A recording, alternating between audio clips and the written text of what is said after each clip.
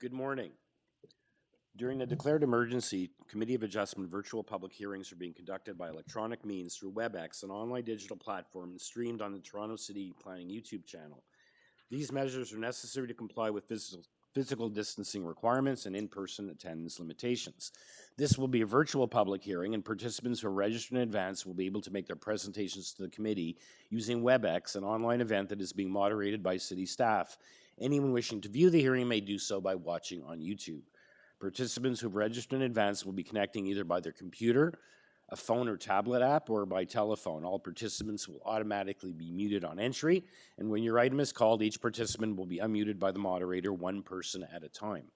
Only the committee members will be participating by video.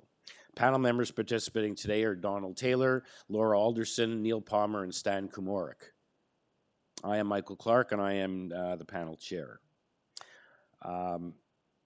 Registered participants will be participating by audio only, and we ask that you also mute your devices until you are called on to speak. Land acknowledgement. We acknowledge that the land we're meeting on is the traditional territory of many nations, including the Mississaugas of the Credit, the Anishinaabe, the Chippewa, the Haudenosaunee, and the Wendat peoples, and is now home to many diverse First Nations, Inuit, and Métis peoples. We also acknowledge that Toronto is covered by Treaty 13 with the Mississaugas of the Credit. In accordance with sections 45 and 53 of the Planning Act 1990 as amended, this meeting of the Committee of Adjustment of the City of Toronto is called to order. The Committee of Adjustment considers applications for variances from the provisions of the zoning bylaw that apply to the property, permissions to extend or alter lawful non-conforming uses, and consents to sever properties to create new lots. Anyone in attendance today who wants to receive a copy of the decision of a committee on an application must submit a written request for a decision by email.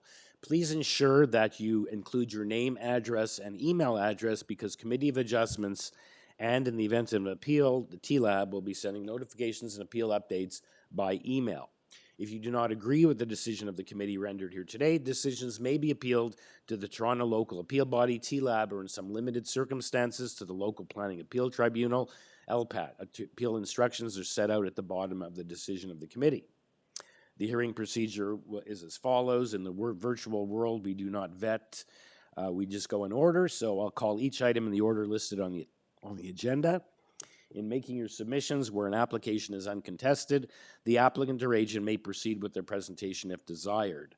When the committee does not require a presentation, applicants are to advise the chair should they wish to speak to the committee. The committee may ask questions and or take the committee into the matter into the committee for a decision.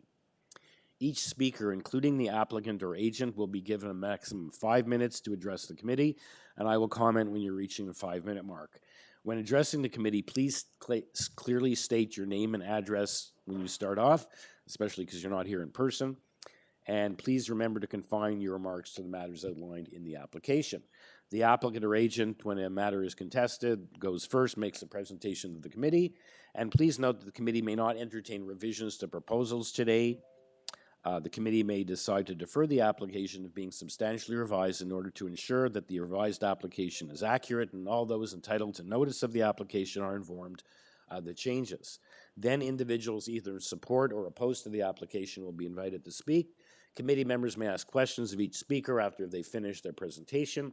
And when all speakers have finished, the applicant or agent is given an opportunity to rebut those issues and answer those questions that are raised by the speakers, but not to introduce new information at that time.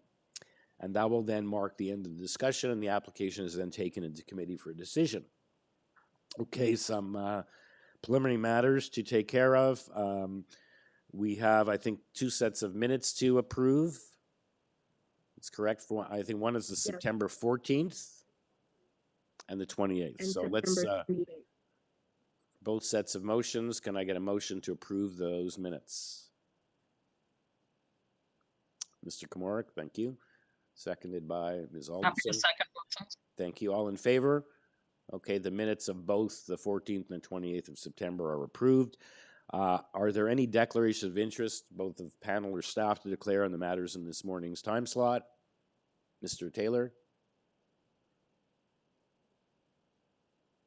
Yes, Mr. Chair, I'll declare a conflict with respect to application number 859 Abilene Drive. Okay. I'm acquainted with the author of the opposition letter that we have on file. Okay. Okay, thank you, Mr. Taylor. I've noted that, and I guess when that application is heard, you will not participate. No others to declare, thank you. And I believe we do have one file to be closed, 339 Maple Leaf. Staff, that's an application to be closed? I think we have letter we received No, in the it's additional actually, materials. the file was already closed last year, I believe, or earlier this year.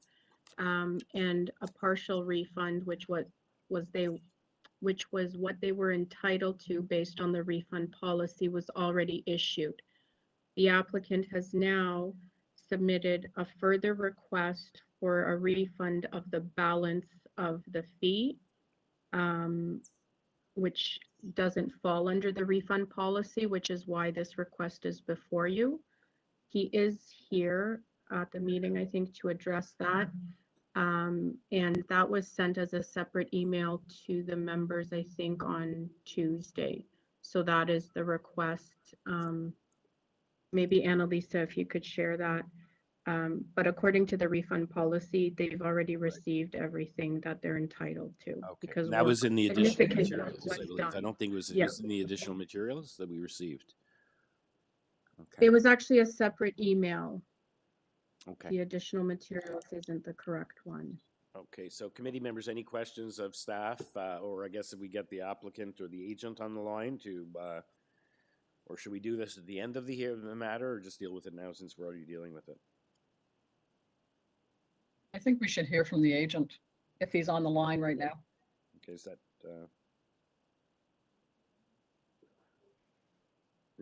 that's Frank DiGiorgio? Mr. DiGiorgio, you're on the line?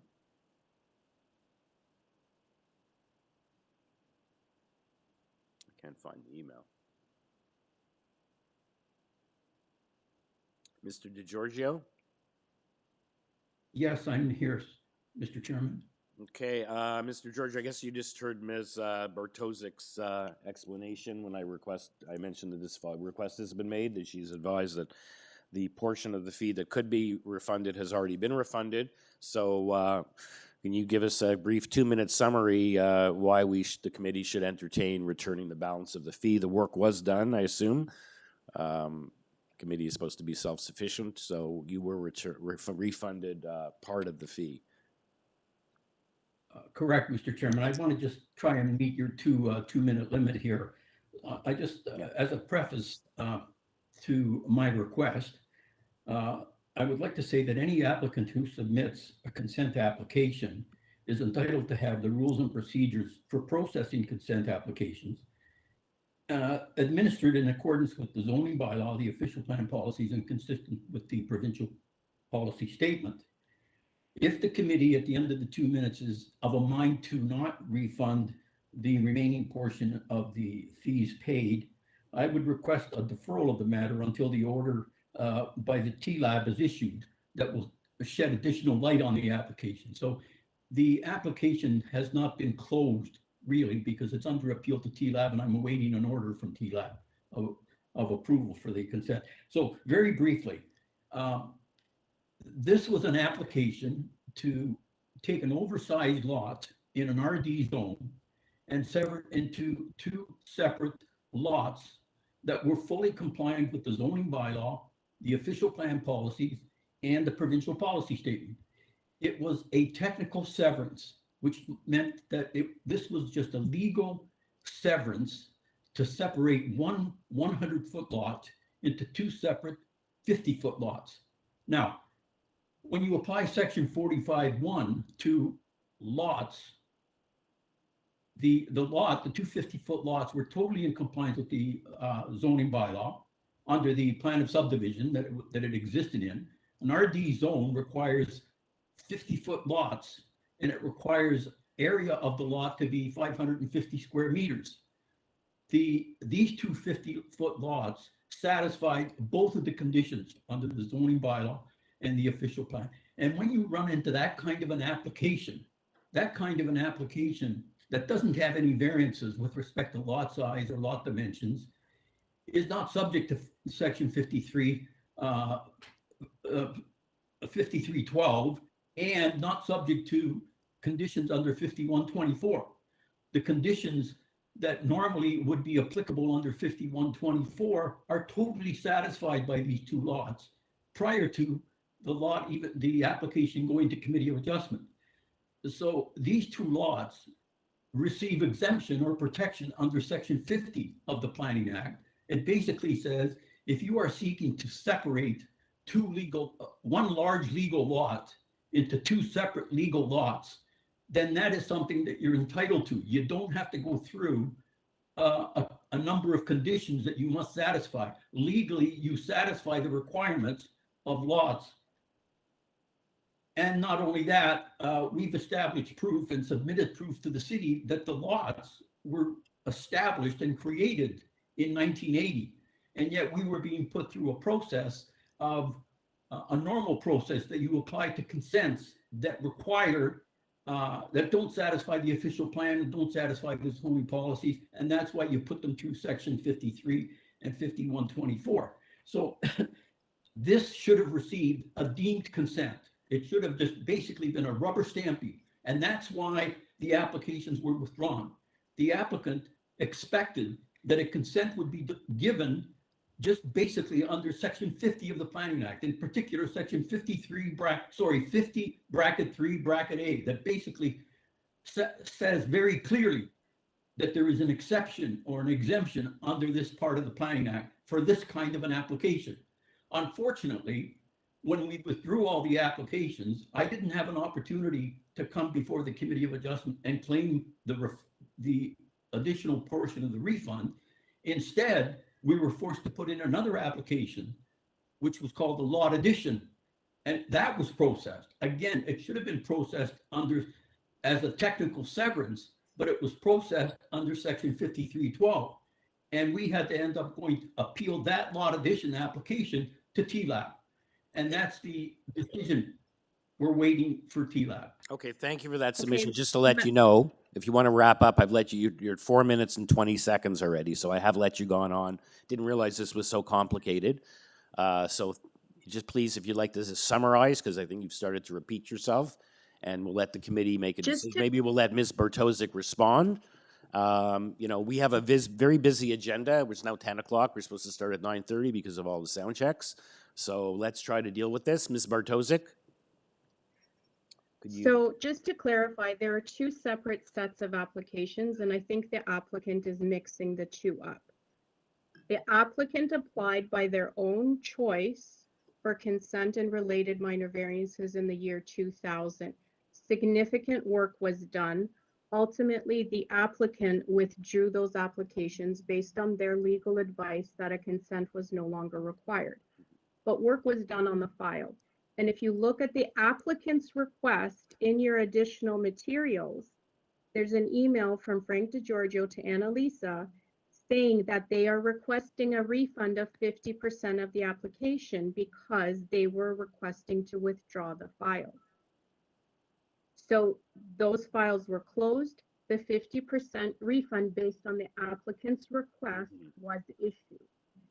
Subsequently, the applicant realized that a further consent for lot addition, not for splitting the lot, was required. That application was refused, and that application is currently before TLAB.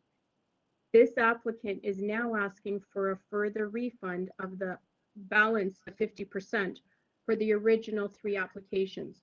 Those are not related to the TLAB consent under appeal right now. Okay, thank you for that clarification. Again, so the issue is they asked for a refund. They submitted their application based on legal advice. They withdrew their application based on legal advice. So committee members, any questions? Or is someone ready to make a motion on the request for a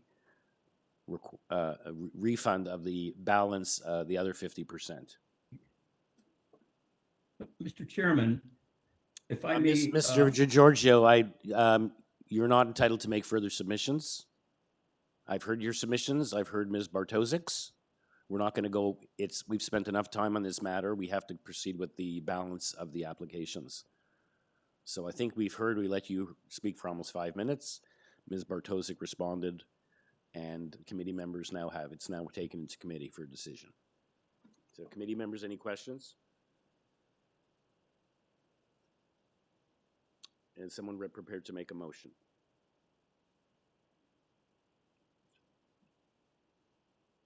Mr. Taylor.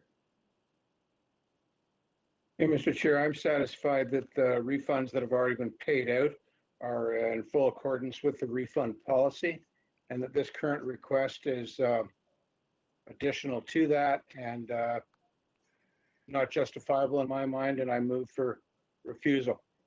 Thank you, Mr. Taylor. Do I have a seconder for Mr. Taylor's motion to deny the request for additional refund? Mr. Palmer, thank you. All in favor? Yeah, it's unanimous. Unanimously, the refund request is refused. Thank you, Mr. DiGiorgio. Thank you. Thank you. Okay, so we can now proceed, I guess, with the first application, item number 137 Rosemead Avenue. It's an application to construct a new detached dwelling with an attached garage. There are 2 variances, coverage and FSI. We have a cover letter from the applicant agent, and we have a planning report recommending refusal of the application on the basis that the FSI is not the prevailing character. We have registered to speak Kevin Bichard, the agent. That's the only speaker. There is as well a forestry condition number 2 and 3. Speaker, Mr. Bichard. Good morning, Mr. Chairman. Have you got my audio? Yes, perfect. Oh, perfect. Great. Thank you very much. My name is Kevin Bichard. As you've mentioned, I am a planner with Weston Consulting at 201 Millway Drive here in Vaughan is where I am. The applicant, Mr. Chairman, is George Nuns. He's the registered owner of the property, as you've mentioned, at 37 Rosemead Avenue. And the purpose of the application, again, is to seek relief from regulations of Toronto's zoning bylaw 569/2013 relating to maximum FSI and maximum lot coverage. In my deputation, I'm going to rely on our submission of June 30th. Can we get up on the board, Annalisa? The submission? Yeah, if you don't mind. Yes, not a problem. And I'll give you a page reference as we go along. The first one, if you want, we have an figure 1, page 2, an air photograph that might be helpful to the committee. Essentially, what we're dealing with in terms of a description or a context of the property, 37 Rosemead is on the east side of Rosemead Avenue, north of Tenby Drive and south of Delroy, and of course in Etobicoke. The site is currently occupied by a 1-story dwelling with an accessory detached garage. The proposed application is to construct a 2-story dwelling with an attached garage. To the south, the building abuts a 1.5-story single-family home. To the north, it abuts a 2.5-story single-family home. If I go to, and on the opposite side of Rosemead, there is a non-residential use, which is a daycare. If I could go to the development statistics that we provided on page 3, so of course it sets out the required provisions and proposed provisions of the application, required provisions of the bylaw. And I want to point out that the minimum lot area requirement is 510 meters or in the applicable zoning. The proposed and existing condition is 374 square meters. This is really the root of the issue with FSI. As you're aware, FSI is calculated by in terms of the ratio of gross floor area to lot area. And with a smaller lot area, the calculation arithmetically results in a higher FSI. Mm-hmm. I want to take you to, if I could, my figure 2, which is on page 7 of the documentation. And what I'd like to share with you is the lot areas, as you'll see, and maybe just in terms of sizing, you can visually identify it on the figure. 35 Rosemead Avenue has a lot area of 348.6 by our calculation square meters. We have a lot area at 37 of 374.8 square meters. 39 Rosemead, I think, which is to the north, has a lot area, by our calculation, of 329 square meters. So what we have is a characterization of lots that are all undersized in the area.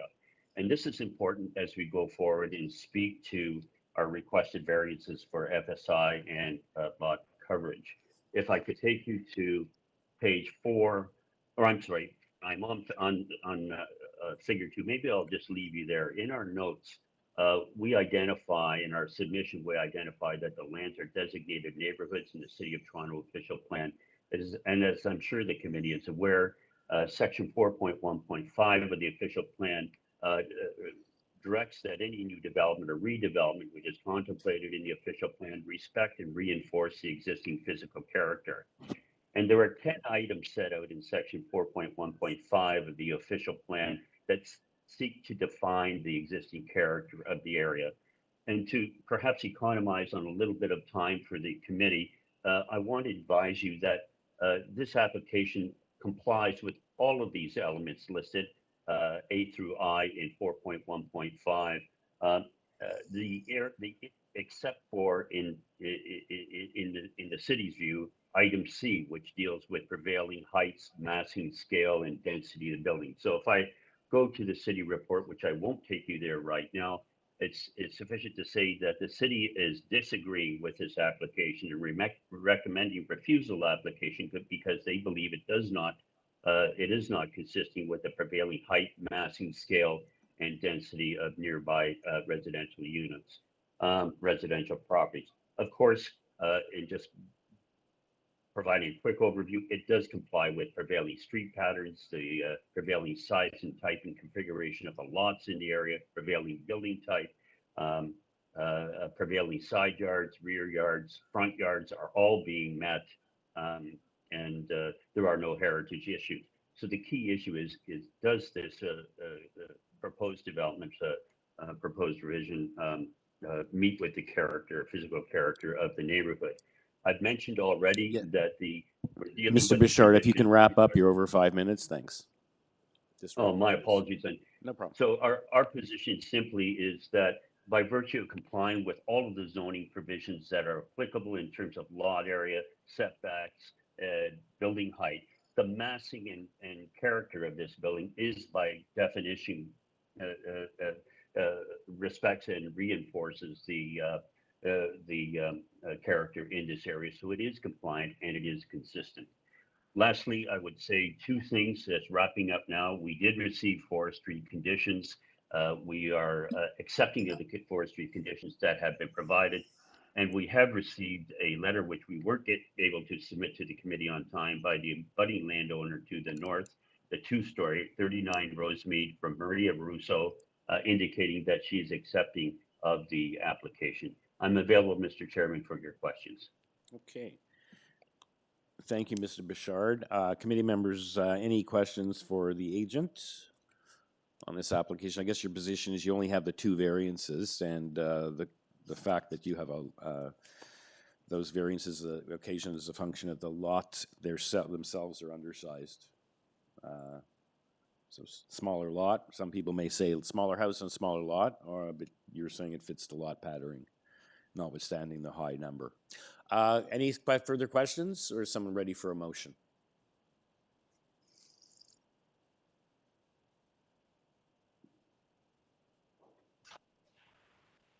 Chair Neil Palmer, I'm comfortable with the request being made that given the existing lot, that it fits in with the character of the neighborhood, the redevelopment. This area is in transition, and I think this fits in quite well. So I'll move for approval, subject to the urban forestry comments or conditions. And I would say maybe we just make it generally in compliance with the plans that were submitted to the Committee of Adjustment. So you want to add a condition to be constructed as illustrated, or? Yes, yeah, generally, I don't want to tie them to windows and stuff like that, but with the performance standards that are submitted in the site plan Okay, application. because normally it's with respect to this document with respect to either length or window patterning or roof. So just to tie everything, I don't know if that sort of requires the building department then to vet every, like if there's usually some reason to attach that, but that's your condition, that's fine. Someone to, Yeah, I guess, yeah, what I find, and it's not unique to this situation, but sometimes, you know, you might have a front yard setback or something like that, which isn't the case here. yeah, I can withdraw that and just make it the condition of forestry. okay, thank you, Mr. Palmer. Seconder for that? Ms. Alderson? I'm happy to second that, but I just wanted to clarify one thing. You said you had spoken with or gotten approval from number 39, the neighbor to the left. And I'm just wondering if anyone if the applicant approached number 35, which is the 1.5 story on the other side. I'm just wondering if anything we have no letter before us, but I'm just wondering if the applicant actually discussed this with the neighbor. Through Mr. you, Bouchard? Chairman, yes, through you, Mr. Chairman, the applicant did reach out to persons who was only able to both properties, but was only able to make contact with 39. So the situation on 35 is unknown. Okay, that's fine. I'm happy to second Mr. Palmer's motion. Thank you. All in favor? Okay, it's unanimous. You have your approval. Thank you, Mr. Bouchard. Thank you, Mr. Chairman. Okay.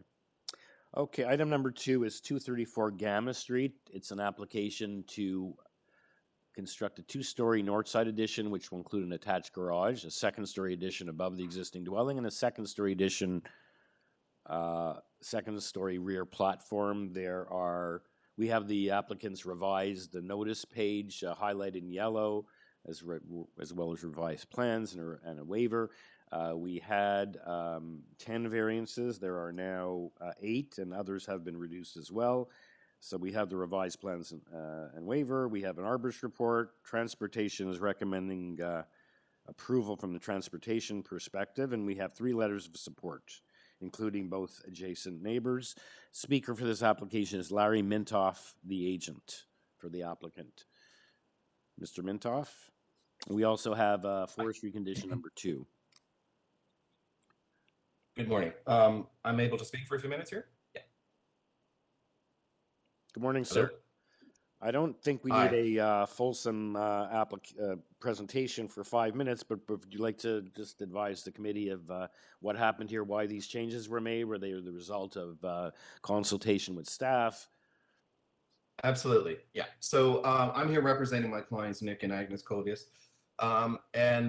We did reach out to the community planner. I had a conversation with that gentleman near the end of September. We reviewed the variances we were seeking.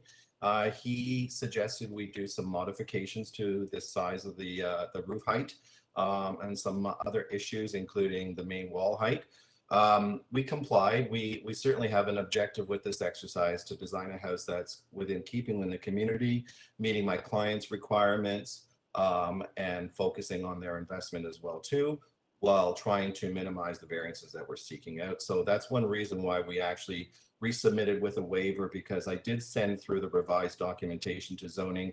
However, I was informed that it's best to submit the waiver because there was little time for the zoning review to actually respond to suit our timeline here. Correct, yeah. But we did reduce where we could, where we felt was appropriate.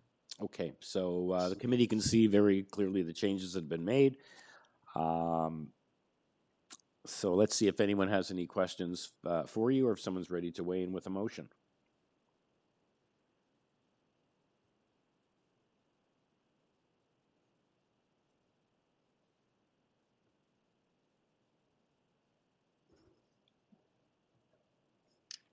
Oh, Mr. Taylor, thank you. I see your hand up. Yeah, I'm satisfied the requests meet the 4 tests under the Planning Act. And I move approval subject to urban forestry condition 2. Thank you, Mr. Taylor. Seconder for that. Mr. Komarek, all in favor? It's unanimous. You have unanimous approval. Thank you, Mr. Mintoff. We'll see you again. Thank you. Okay, item number 3 is 36 High Street. It's an application to construct a new front porch. There are 3 variances, 3 letters of support. In the additional material, we have an email about a file being closed and no need to submit an application. And as well, there's urban forestry condition number 1.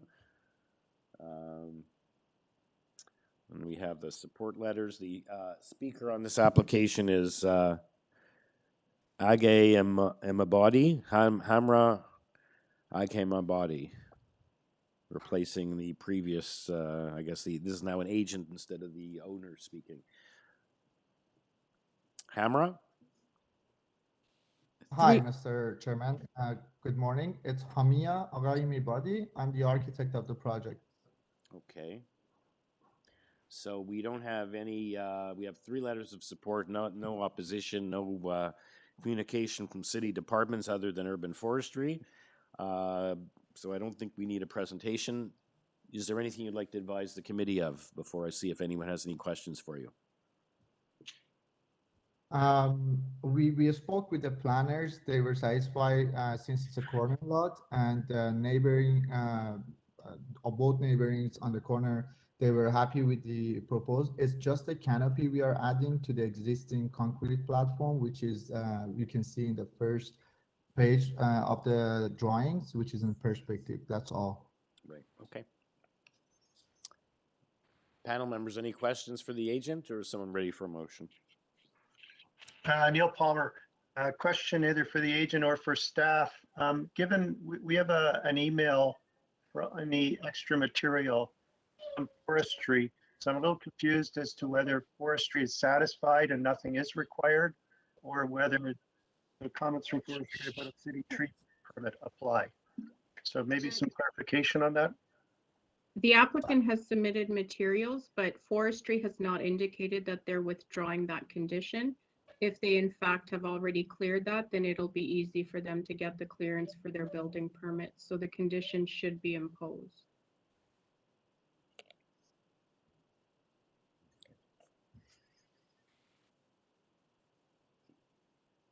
Okay, so any further questions or a motion?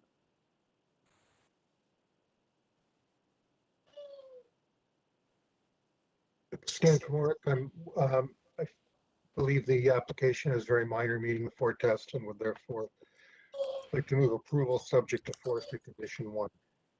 Thank you, Mr. Palmer. Happy to second that motion. Thank you, Ms. Alderson. All in favor? Unanimous approval. Okay. Thank you, sir. Thank you so much. Have a great day. Okay. The next application is item number 4, 16 Rusco Crescent. It's an application to construct a 2-story addition along the southwest side of the dwelling, a 2-story front addition, a new front porch, and a rear yard deck. And there are 5 variances. There were 6. We have the applicant's revision page highlighted in yellow showing the changes. Item number 6 has been eliminated. That was the only change. We also have a revised zoning waiver and revised plans. Photos, and planning is requesting, in the event of an approval, to be constructed as illustrated in the architectural plans regarding the length and the roof design. So there's the purpose of that they want that. We also have photos that were submitted. Speaker on this is Jonathan Binkowski, and we have the neighbors at 11 Rusco registered to speak as well. Mr. Binkowski, welcome. Morning, how are you, Mr. Chair? Doing well. So, yeah, so we have your revisions. I guess you eliminated that 1 variance. Correct. Okay. Would you like to make a brief, presentation, or just introduce the application, and we can hear from the neighbor, and you'll have a chance to respond to any concerns that they have? Yes. So quickly, just to review what we've changed, we eliminated the eave overhang request. So now both eaves are proposed as per the zoning bylaw. We spoke with planning, and I provided some clarification on why the length and the depth variance was required. The actual above grade length of the building is as per the zoning bylaw. So if we were to look at the first floor itself, it is 16.99 meters, which is below the 17-meter threshold. In terms of the depth is increased based upon a cold room and a cold cellar that is located in the basement at the front, as well as an area in the basement at the rear that is also being used as a cold cellar. These are not projections that come above grade. So the actual above grade length and depth are both as per the zoning bylaw. The structural connectivity of those basement areas causes that to be included in the length and the depth. In terms of the side wall height being 0.24 meters above the zoning bylaw, that is essentially the existing portion of the roof that is there today. This is a front addition and a side addition. So if we were to go to the proposed elevations, we see that those are all the existing dwelling and that existing soffit height that exists today. There is no change to the soffit height as it would appear from the streetscape itself. Lastly, the FSI request is not tied to any setbacks or livable length or depth that is visible from either adjacent neighbor or from the streetscape itself. And I'd be happy to answer any questions that you might have right now. Okay, thank you, Mr. Benkowski. So you're okay with that planning condition to tie it to the plans construct as illustrated regarding the length and the roof design? You're okay with that, I assume? Yes, absolutely, Mr. Chair. Okay. Let's hear then for any questions for Mr. Benkowski at this time, or if not, we'll hear from the neighbor and go from there. Okay. So we're going to hear from either Bernie Petrocco or Enza Battaglia. Who is speaking? Hello there. Hello. Hello. This is Enza speaking. Sorry. And Enza, it looks like you're right across the street, correct? Yes, I am. I have Okay. no idea why my phone keeps ringing. I'm trying to turn it off. I'm very sorry about that. Okay. Okay. I really have no objections. Oh my gosh. I really have no objections to this dwelling itself. It looks beautiful and we're very happy with it. And our question was basically very elementary.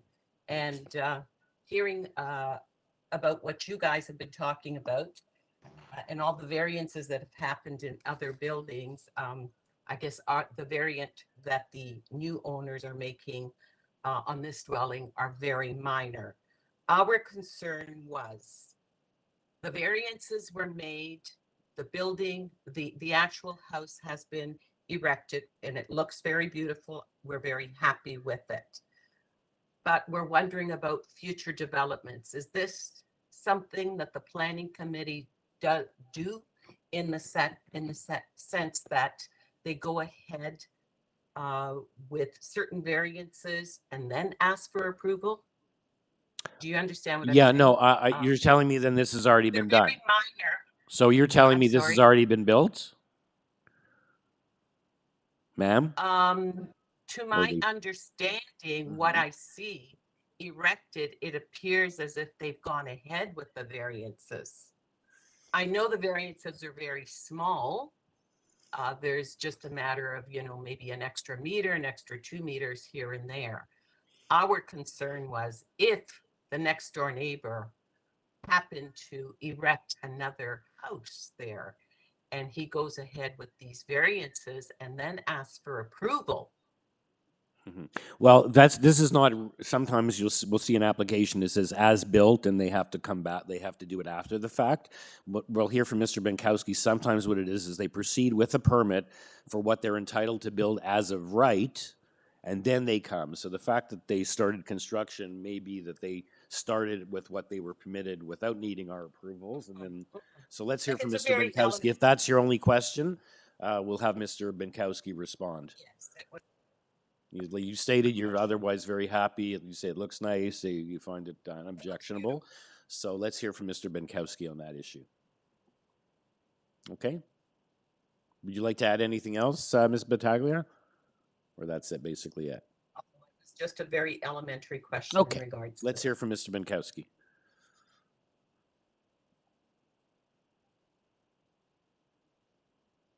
Yeah, Mr. Chair, it's exactly as you said. So the dwelling is under construction and has an active building permit.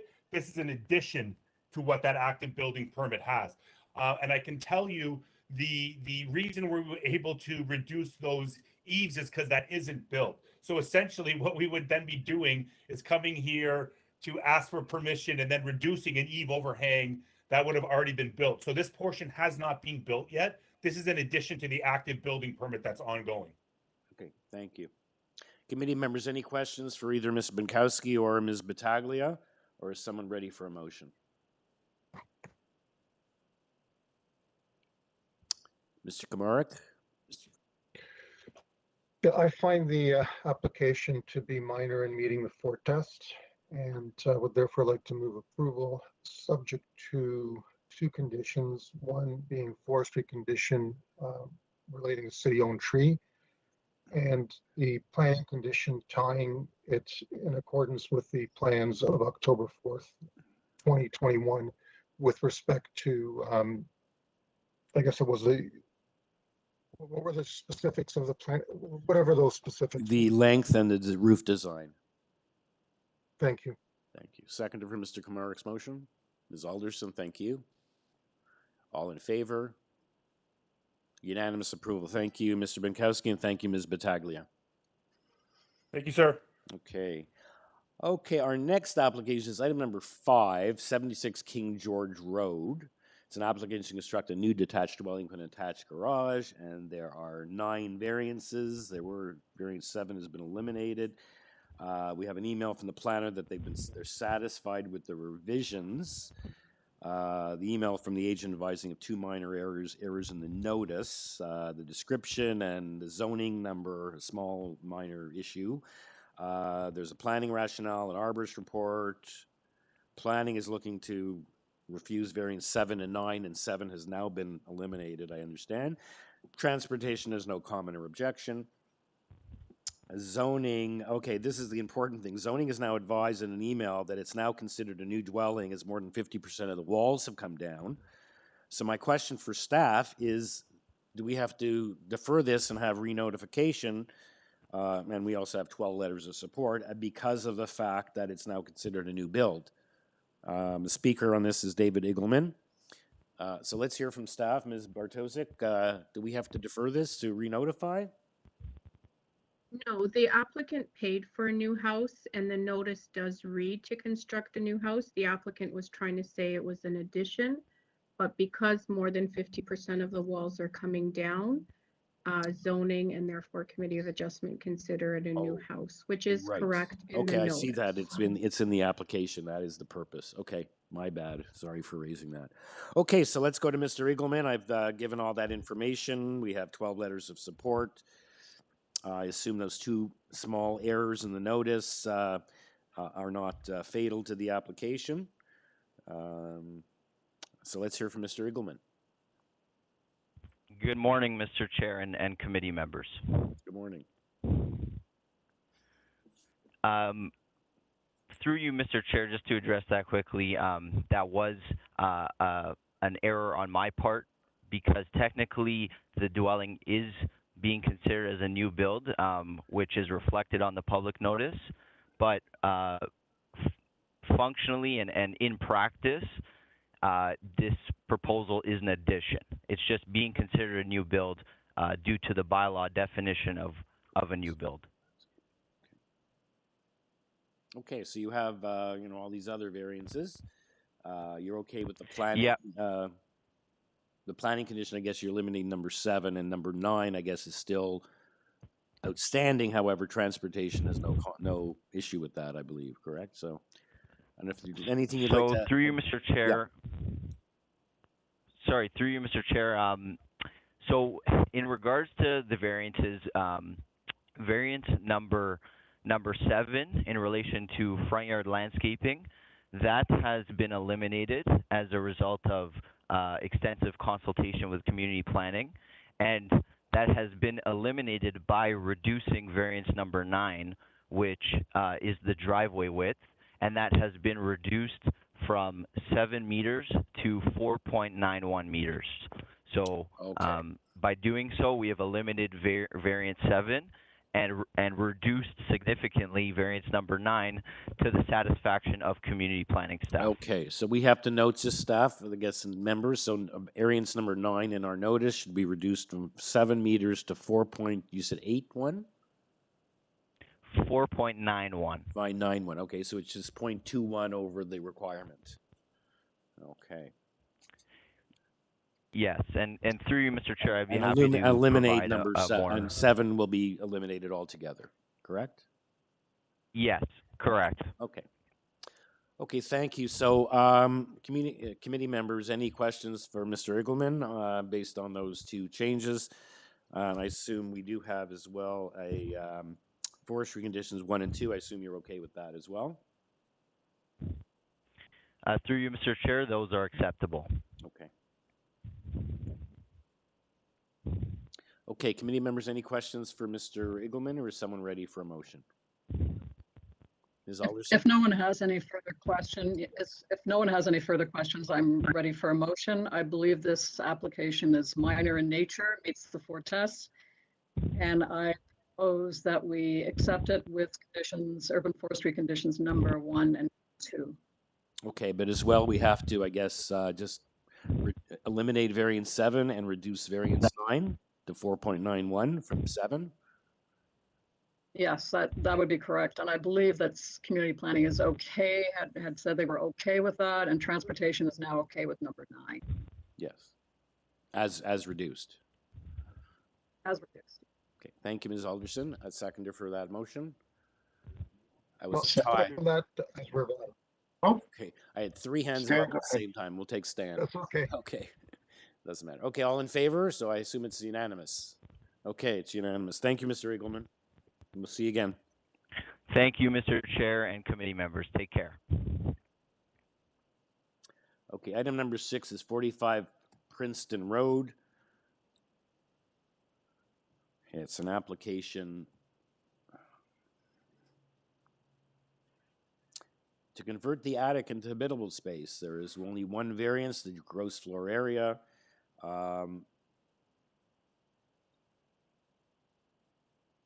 One variance in GFA. We have a previous decision from May 2003, and we have letters of support. Speaker is Jacob Kachuba. Welcome, sir. Yes, good morning. Good morning. Just one question for you. What's the current GFA before the habitable portion of the attic, which I guess is not visible to anyone, it's just going to be used. So do you know what the current GFA is before it's now you're requesting to go to 0.73? Yes, the existing is 0.6. Okay, thank you. So I don't think we need a presentation on this. Perhaps, would you like to advise the committee members of anything before I see if they have any questions for you? No, I think in the interest of everyone's time, I'll forego any presentation. Okay, so there's no additional dormers, it's just using the attic as habitable space. There's no. That's correct. There is 8 additional skylights that will be incorporating into the design for natural light, but other than that, there's no major alterations to the existing structure. Okay, thank you. Members, any questions, or is someone ready for a motion? Just one question that kind of struck me through you, Mr. Chair.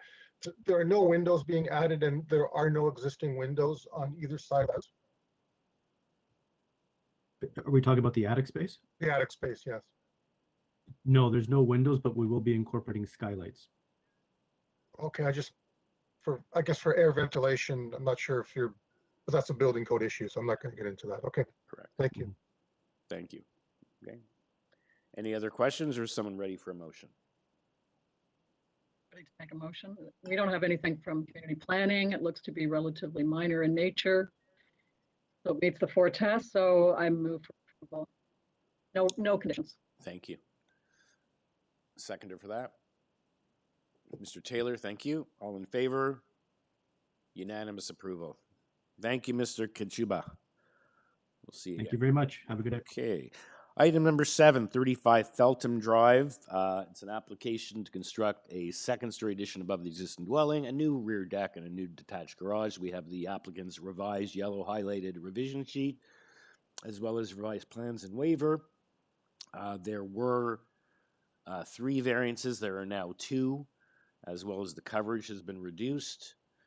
And we have cover letter. Planning would like variance 2 reduced. And condition that there be no habitable space in the detached garage. Okay. Yeah. Speaker is Mike De Oliveira, and yeah, I'm just looking at there's a planning condition with.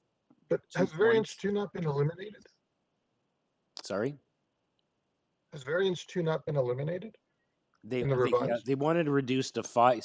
Yeah, I was going to ask that. They want to reduce to 59.99 square meters, which would then eliminate the variance. And I believe they're just as a little technical thing. They're allowed 60 as of right, not 59.99, not to quibble over 0.01 of a meter. But they're, that's something I happen to notice. But let's hear from the applicant on that. Thank you, Mr. Kamarick, for that. Mr. De Oliveira? So here, my name is Mike De Oliveira. I'm here representing 35. Can't hear you. Hi, can you hear me now? Yeah, Trees, a little bit louder, please. Okay. Yep, no worries. That's good. My name is Mike De Oliveira. I'm here representing 35 Felton. Okay, we have your cover letter, and we have the revised plan. So just a comment, can you just give us a brief, first of all, this comment about reducing it to 59.99, which means eliminating it. About that, are you accepting that condition? Certainly. So we worked quite closely with the community planning here to adjust the garage to something they'd be happy with. Originally, our garage was much bigger. It was 79.99, as you'll see on the area that's crossed out there. So essentially, they submitted their report before the revised drawings were in with the committee of adjustment. So their notice there just quotes that we have to comply with the 59.99, which is drawings we had shown them initially just with sketches before we had the updated set to submit to committee of adjustment.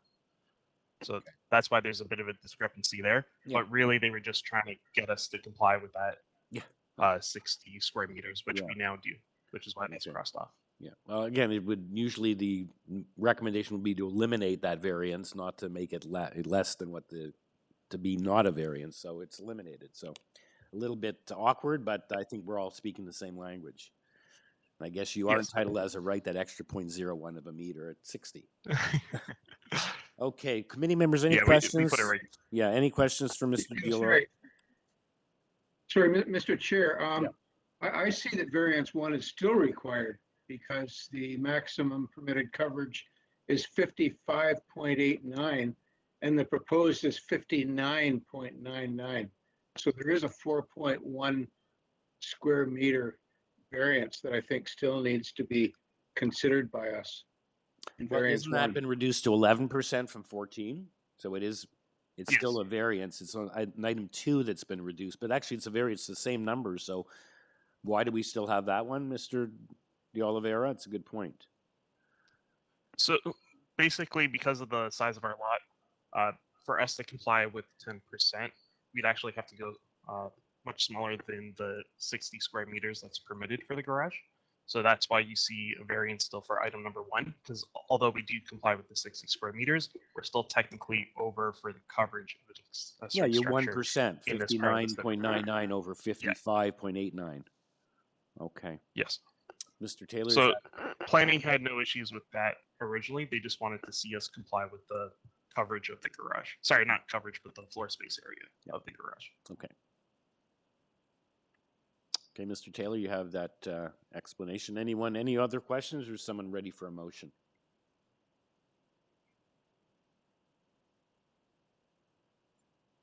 I'm ready for the motion. I find the application to be minor in meeting the 4 tests, and I would like to move approval as revised without any condition. Okay, I don't think there's any Forrest. No. Okay. Seconder for that? Mr. Taylor, thank you. All in favor? And Mr. Shaw, sorry, I'd like to add another planning condition that the garage not have any habitable space. Okay. Friendly amendment. Thank you. All in favor? Unanimous. Thank you, Mr. Dolera. Thank you very much. Have a good day. Okay. Okay, next application is item number 8, 59 Abilene Drive. It's to construct a new detached dwelling with an attached garage. There are 4 variances. We have an agent's presentation, 2 letters of support. And I believe this is the one that Mr. Taylor has a conflict, so he can take a short break. And the speaker on this application, we have Peter Giordano, the agent, as well as the neighbor from 2 Blair Athol Crescent, who we also have a letter from. There were 2, or I think that was a support letter, and there was opposition from 55 Abilene. So we'll hear from that neighbor. They can clarify what they're here for. Mr. Giordano, welcome. Thank you. Good morning, Mr. Chairman, committee members. Okay, you want to give us a brief presentation on this? I don't know if the neighbor here, it looks like, is the Hansons, say no impact. Yeah, it looks like they're here in support, unless they've changed their mind since they wrote the letter October the 3rd. Okay, so anything you'd like to advise the committee of before we hear from the neighbor? No, I guess just to make it concise, we have a variance for floor space index, but we have a building shell that in fact meets the front yard, side yard, rear yard setbacks. It complies to coverage. It complies to building height. We're asking for a soffit variance as part of the old City of Etobicoke bylaw. But as of right, the building and the mass and the shape of the building itself comply. So we do have a larger GFA, but it's contained within a structure that does comply. We have 2 variances, number 2 and 4, that are both related to the porch projection at the rear.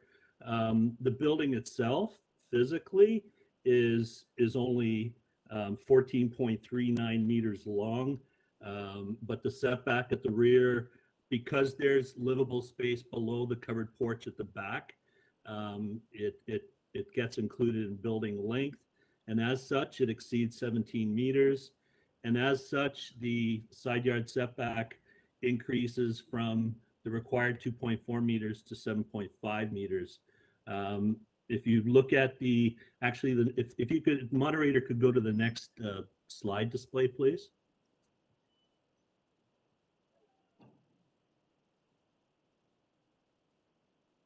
Okay, right there. So you'll see there that I have a dashed line at the back that physically shows from the front yard setback where the building length is measured to 17 meters is that dashed line at the back. So it's that khaki colored extension at the back of the house, which is a flat roof, a very transparent covered porch with 2 posts. It's a 1-story projection. That is the portion that flips the switch between the 2.4 meter and the 7.5 meter setback. That projection complies to the left. It runs in line with the building to the right. It follows the line. If we didn't have habitable space underneath, if that was an unexcavated condition, the side yard setback for that porch would be 2.4 meters. So this is the technical definition that puts this into a variance condition. Okay. I've included the 3Ds in the back just to show how little the impact of that on that page, how little the impact of that porch projection really is on the massing. Okay, thank you, Mr. Giordano. Any questions for Mr. Giordano before we hear from the neighbor? Okay, if not, let's hear from Mr. and Mrs. Hanson at 2 Blair Athol.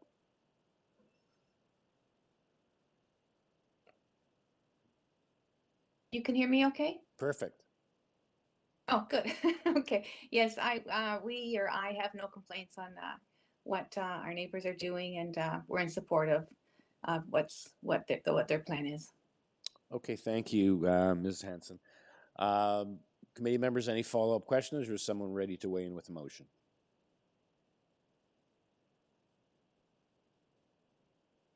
Since we, is anyone, I'm prepared to make a motion. Okay, go ahead. Since we have nothing from any city departments regarding this file, it seems to be that they are also in support of this.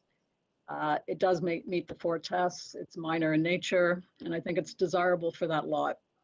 So I move for approval with no conditions. Thank you, Ms. Alderson. Seconder for that? Okay, it was a tie. Mr. Palmer, all in favor? It's unanimous. Okay, thank you very much. Thank you, Mr. Giordano, and thank you, Ms. Hanson. Okay, and now we can have Mr. Taylor rejoin us for the next application, which is item number 9, 1765 Keel Street. This is an application for a 3rd-story front addition, and a 2nd and 3rd-story rear addition. There are 8 variances. We have presentation materials and photos. Planning is recommending refusal. Transportation has no recommendation either way. It appears that they point out that there is no additional opportunity for parking. So they didn't quite say anything, but that's what they weighed in with, and that's basically what we have. The speaker of this application is Ida Evangelista. No other speakers registered to speak on this. Good morning, Ms. Evangelista. Good morning, Mr. Chair, members. Ida Evangelista on behalf of the owners of 1765 Keel Street. Mr. Chair, members, I will have to defer this application. Barb may have already informed you of such.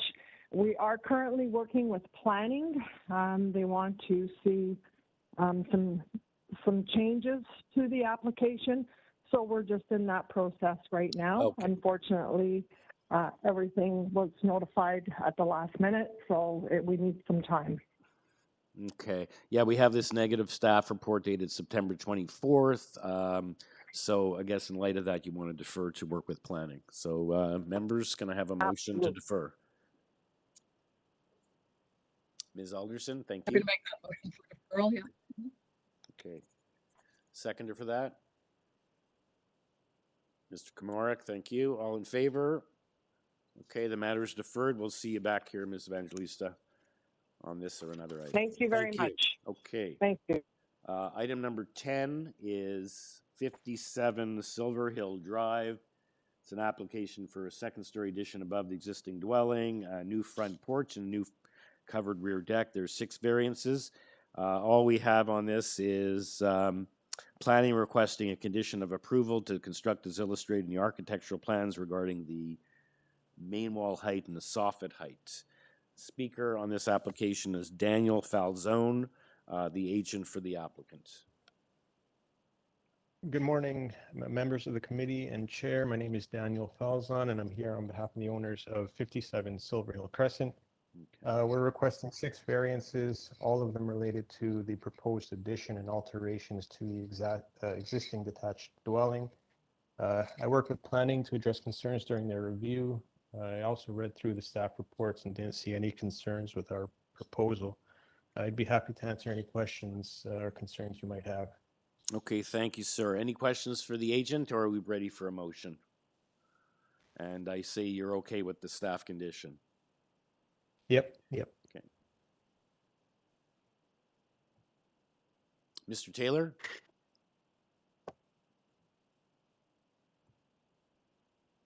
Yes, Mr. Chair, I'm satisfied the variances requested meet the 4 tests under the Planning Act.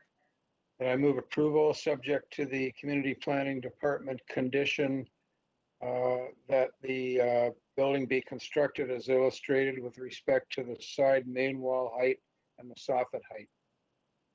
Okay, thank you, Mr. Taylor. Seconder for that motion. Mr. Komarek, thank you. All in favor? Another unanimous approval. Thank you.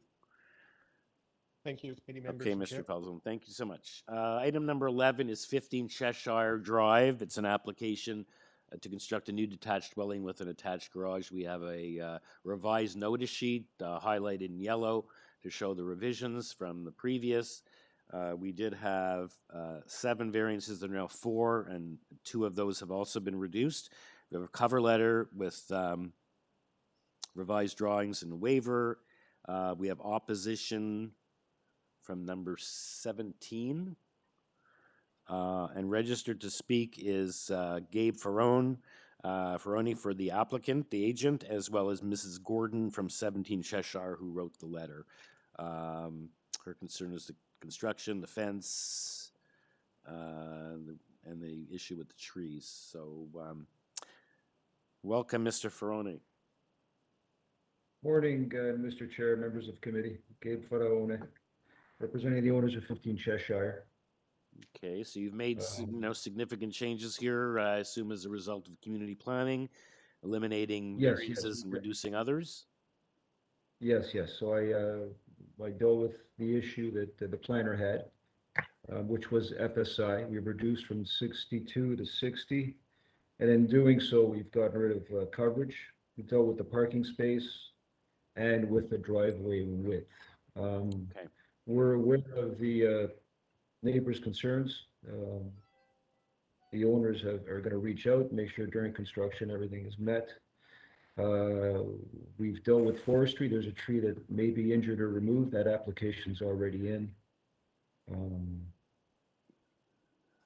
And as far as I think there was a concern from the neighbor with regards to flooding and this and that. That's an area of concern for flooding. Her property is a touch higher than our property. They're about 8 to 10 inches higher.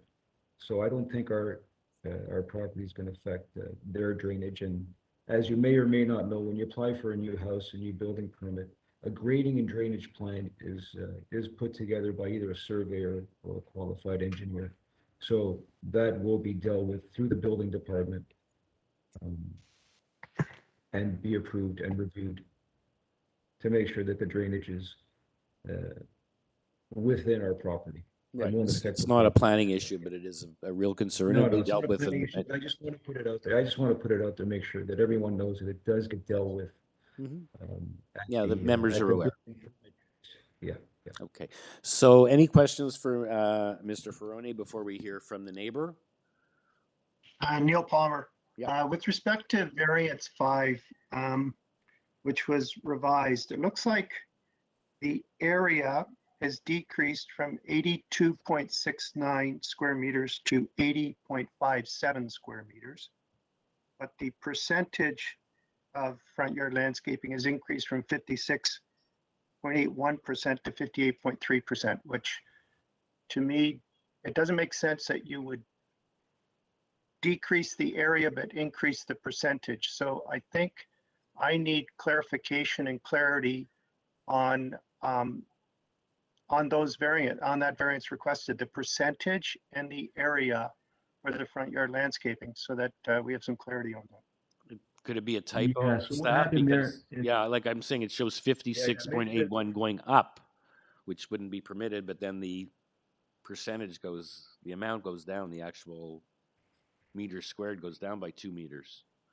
Staff or applicant? Good catch, I Mr. think what Palmer. happened there was a driveway variance. I think we were short 5 centimeters. So we went from 5.95 to 6, and that should have decreased the soft landscaping.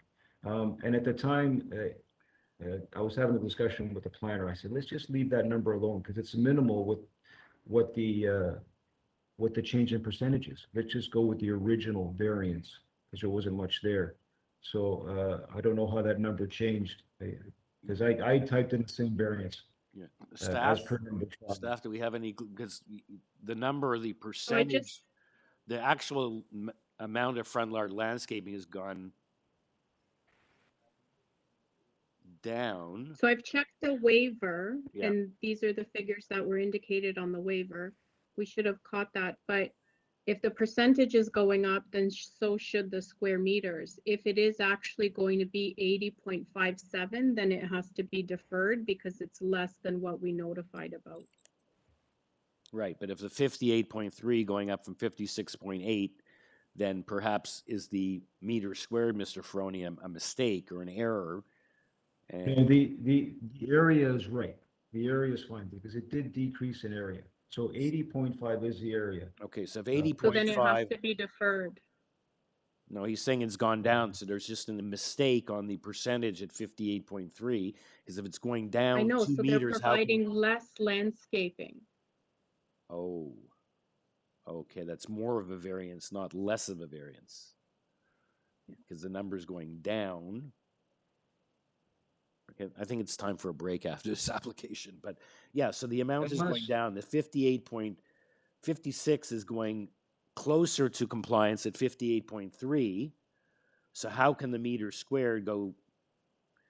I'm confused. Anybody? Can we proceed? So we've eliminated the driveway width. So increasing the driveway width has decreased the soft landscaping. Can we flip the variances? We'll deal with driveway width and leave the landscaping alone as opposed to deferring it. I don't see this as a huge impact, so maybe we Well, can do Gabe, that. can't you leave the variance number 5 the way it was? Absolutely, which is, Okay. yeah, absolutely. That's what you said you wanted the planner to do, but okay. So if we leave variance the way it was, number 5, so you disregard the 2 highlighted numbers and you go with what was there previously. Is that correct, Yeah. Barb? But- And Yeah, that's fine. Gabe? So that's But we'll the- also, sorry to interrupt, but we'll also have to leave the driveway width variance too. So 5 and 6 will have to remain. well, 6 In But order can't you to- because just 6 said was to eliminated. accommodate that. But 6 was eliminated. that, If we put sir? it back, then you have to defer, correct, Barb? The Yeah, official because notice, the planning- revised notice shows item number 6 is removed. So if he puts it back, we have to defer. I'll make it work. That's fine. Let's just leave it alone. I'll make it work. Okay, so variance 1 is deleted, 6 and 7 is deleted, 2 is amended, 5 will go back to what it was originally. Yes. Gotcha. Okay, and now, so that's good. Now we have to hear from the neighbor. Now we know what's before Yes. us. Okay, so let's hear from the neighbor, and then you'll have a Thank chance you. to respond. Unless anyone has any further questions, Mr. Palmer, great catch. Any other questions before we hear from the neighbor? Okay, so let's hear from the neighbor. Hello, Mrs. Gordon. Hello. Hello. Hello. Hello. Hello. Everything is fine. We were just following along the whole process, and we're just here to listen today. Okay, yeah, we You had have, your letter, and Mr. Ferroni has Yes. addressed sort of in his submission your 4 points that you made. So you Yes, don't have that's anything to right, add to and- that? Not at this point in time. We had received a letter from the neighbor, and that's addressing the concerns as well. So that's very good. We appreciate that, and we're just interested in listening to all the procedures here today. Right. Thank you. Okay, and also we have urban forestry conditions 2 and 3 on this application. So Mr. Ferroni, I guess there's nothing to respond to in terms of what the neighbor said, so we know what's before us, 4 variances, and we'll leave variance 5 the way it was. Committee members, any questions or a motion?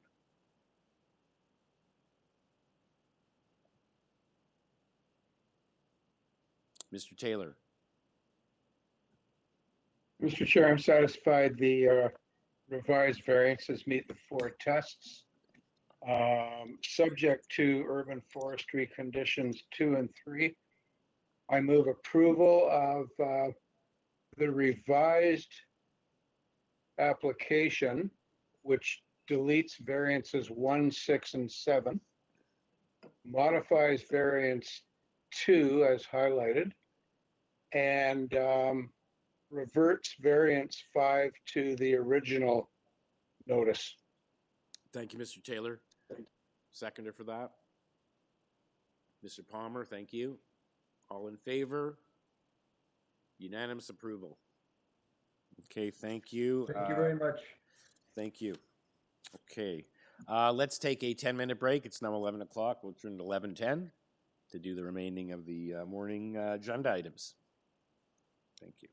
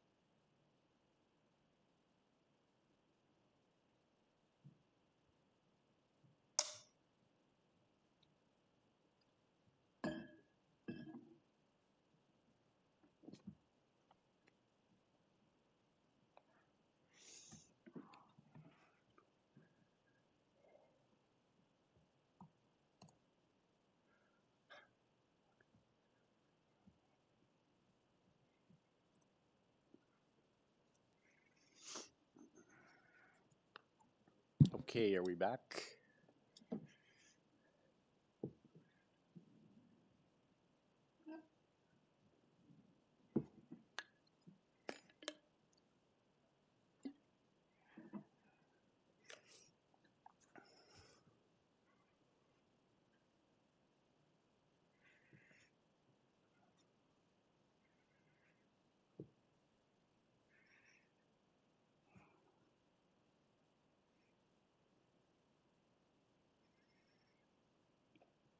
Okay, we're ready to get started.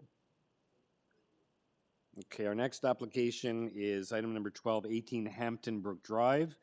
It's an application to construct a two-story east side addition and a second-story addition above the existing dwelling.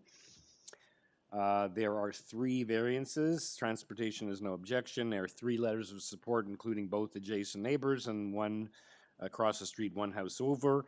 The speaker on this application is Arbin Spati. No other speaker. Yes. Good morning, yes, sir. I'm here. Good morning. Okay, I don't think we need a fulsome presentation. Is there anything you'd like to advise committee members of before I see if they have any questions for you?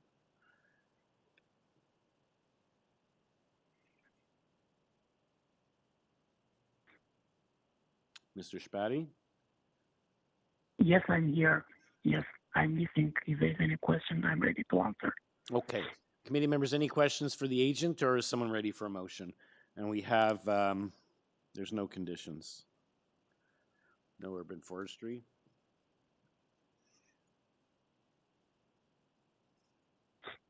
If no one has any questions for Mr. Spati, is someone ready for a motion?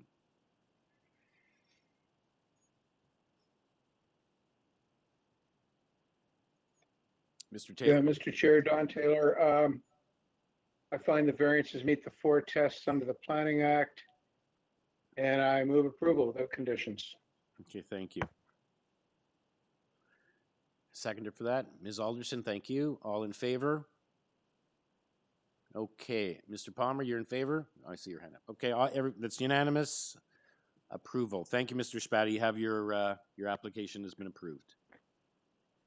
Thank you. Good day. Thank you. Next application is item number 1330 Milford Avenue.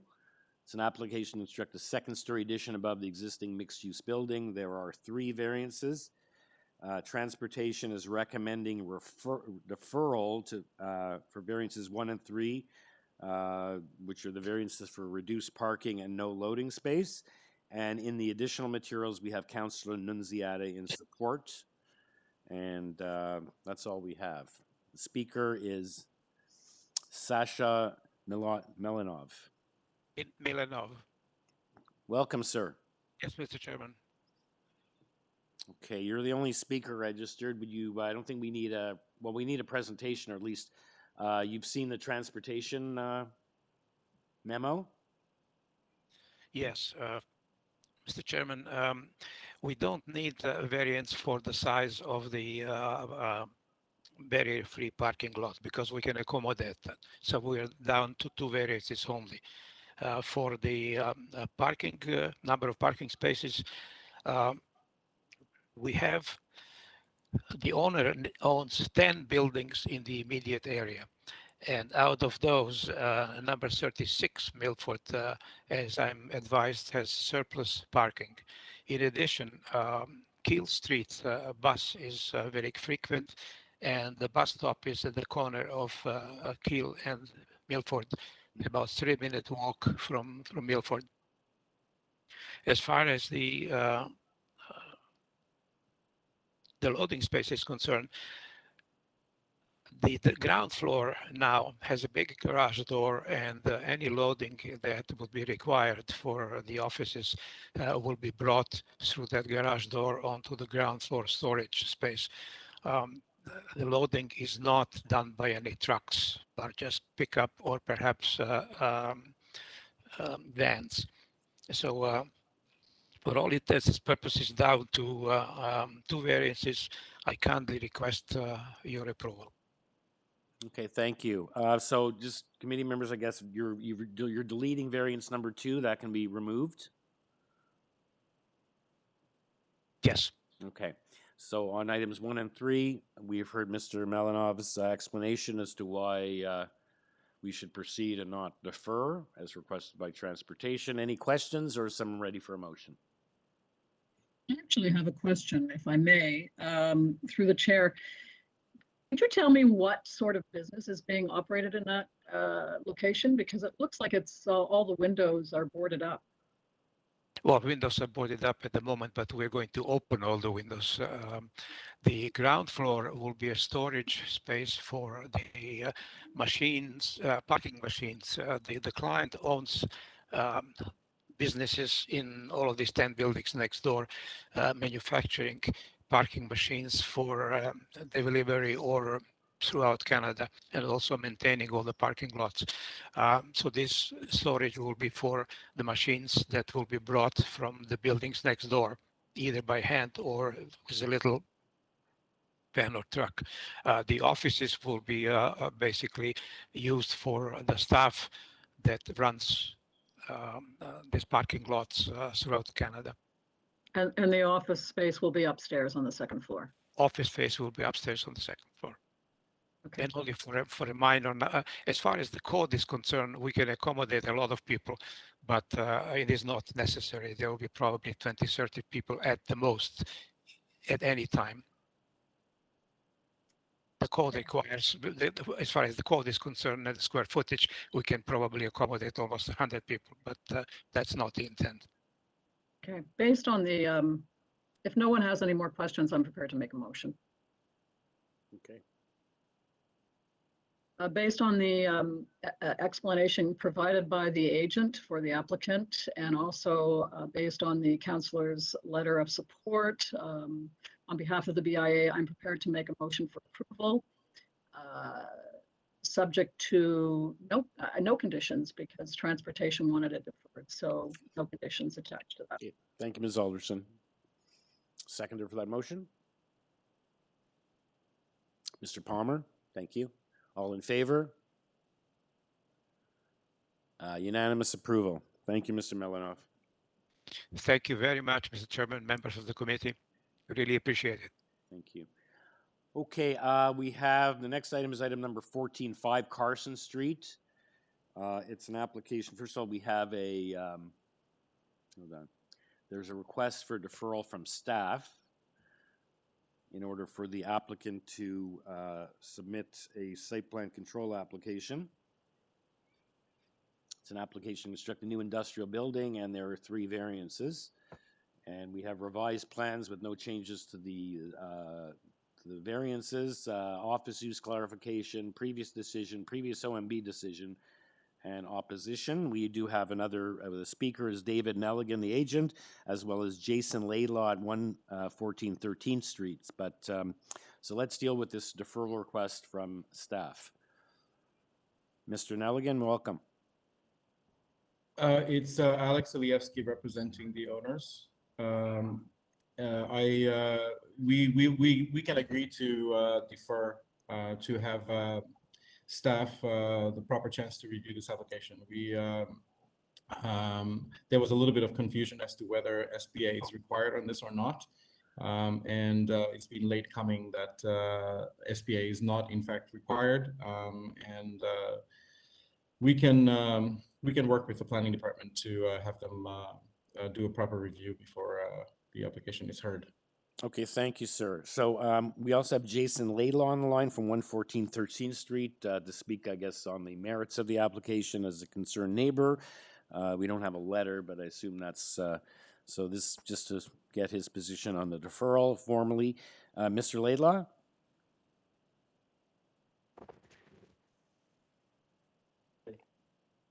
Oh, hello, you're on.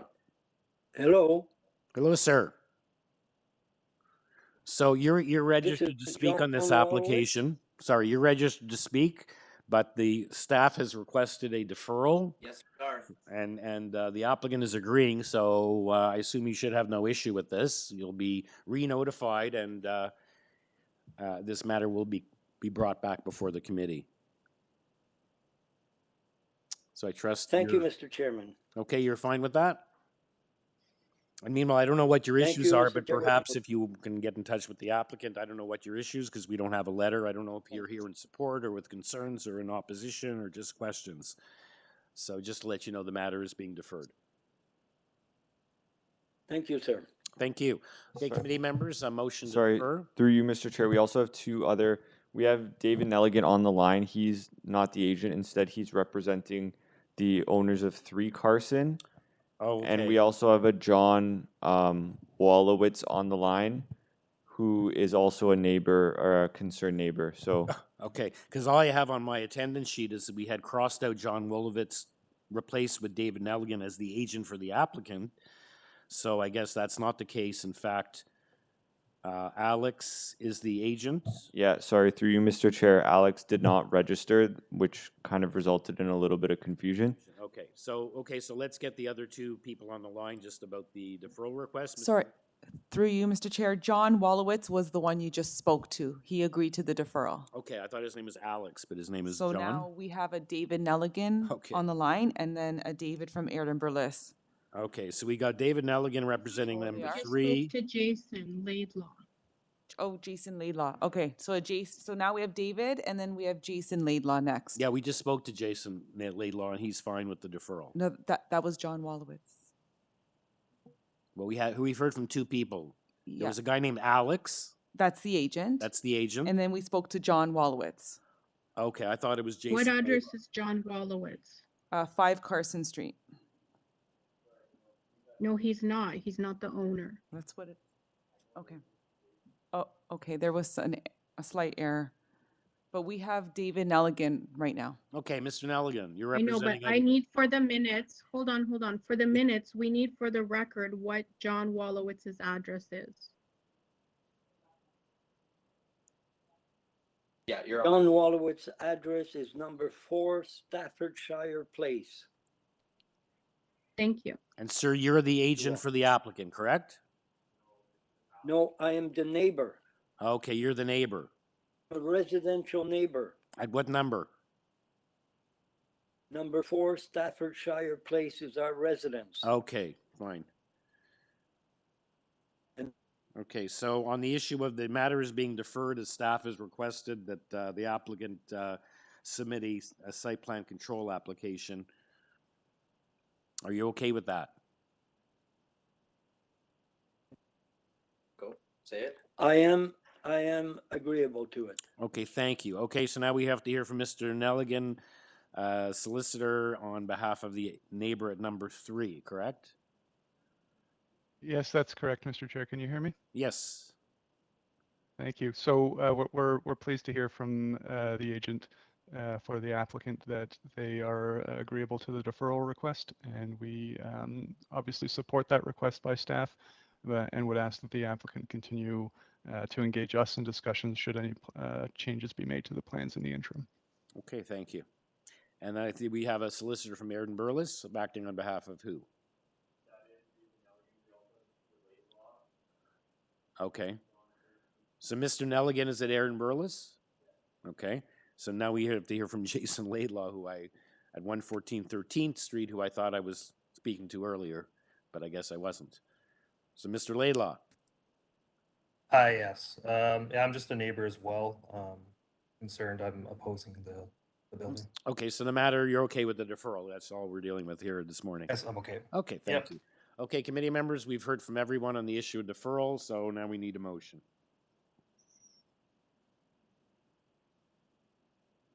Mr. Taylor? Yes, Mr. Chair, I'll move for a deferral to enable the agent to enter into further discussions with the community planning department with regards to a site plan control application or whatever they're able to negotiate. Okay, thank you. Seconder for that? Ms. Alderson, thank you. All in favor? Unanimous. Matter is deferred. Okay. Thank you, everyone. Sorry about that confusion of who was acting on behalf of who. Okay, item number 15 is 90 11th Street. We have a deferral request as well on this application for a 2-story rear addition and a new rear deck and a new front porch with 8 variances. We have a request from staff in order to provide time for them to review the application, make changes, negotiate, et cetera, et cetera. And the speaker for this application is Joe Dome. And as well, we have the neighbor from 88 11th Street on the line. So Mr. Dome, on the matter of deferral. Hi. Yeah, I'd like to begin by saying that there actually were conversations with planning on September 22nd, and revised plans were submitted to improve a couple of things, and that I don't believe the revised plans are attached to the file, but we did receive the updated zoning notice on October 9th based on those revised drawings.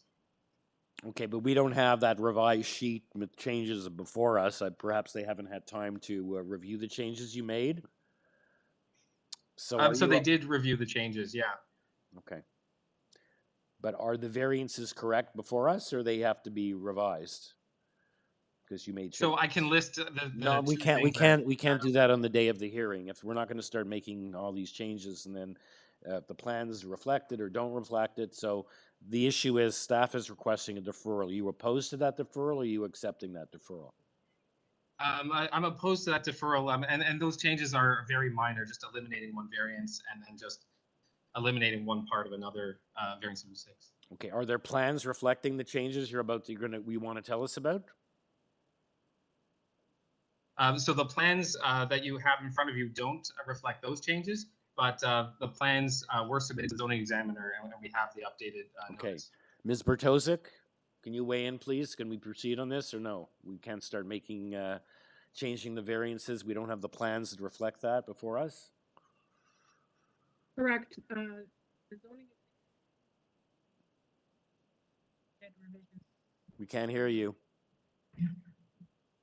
Hello, Hello? can you hear We can hear me you now? Yes.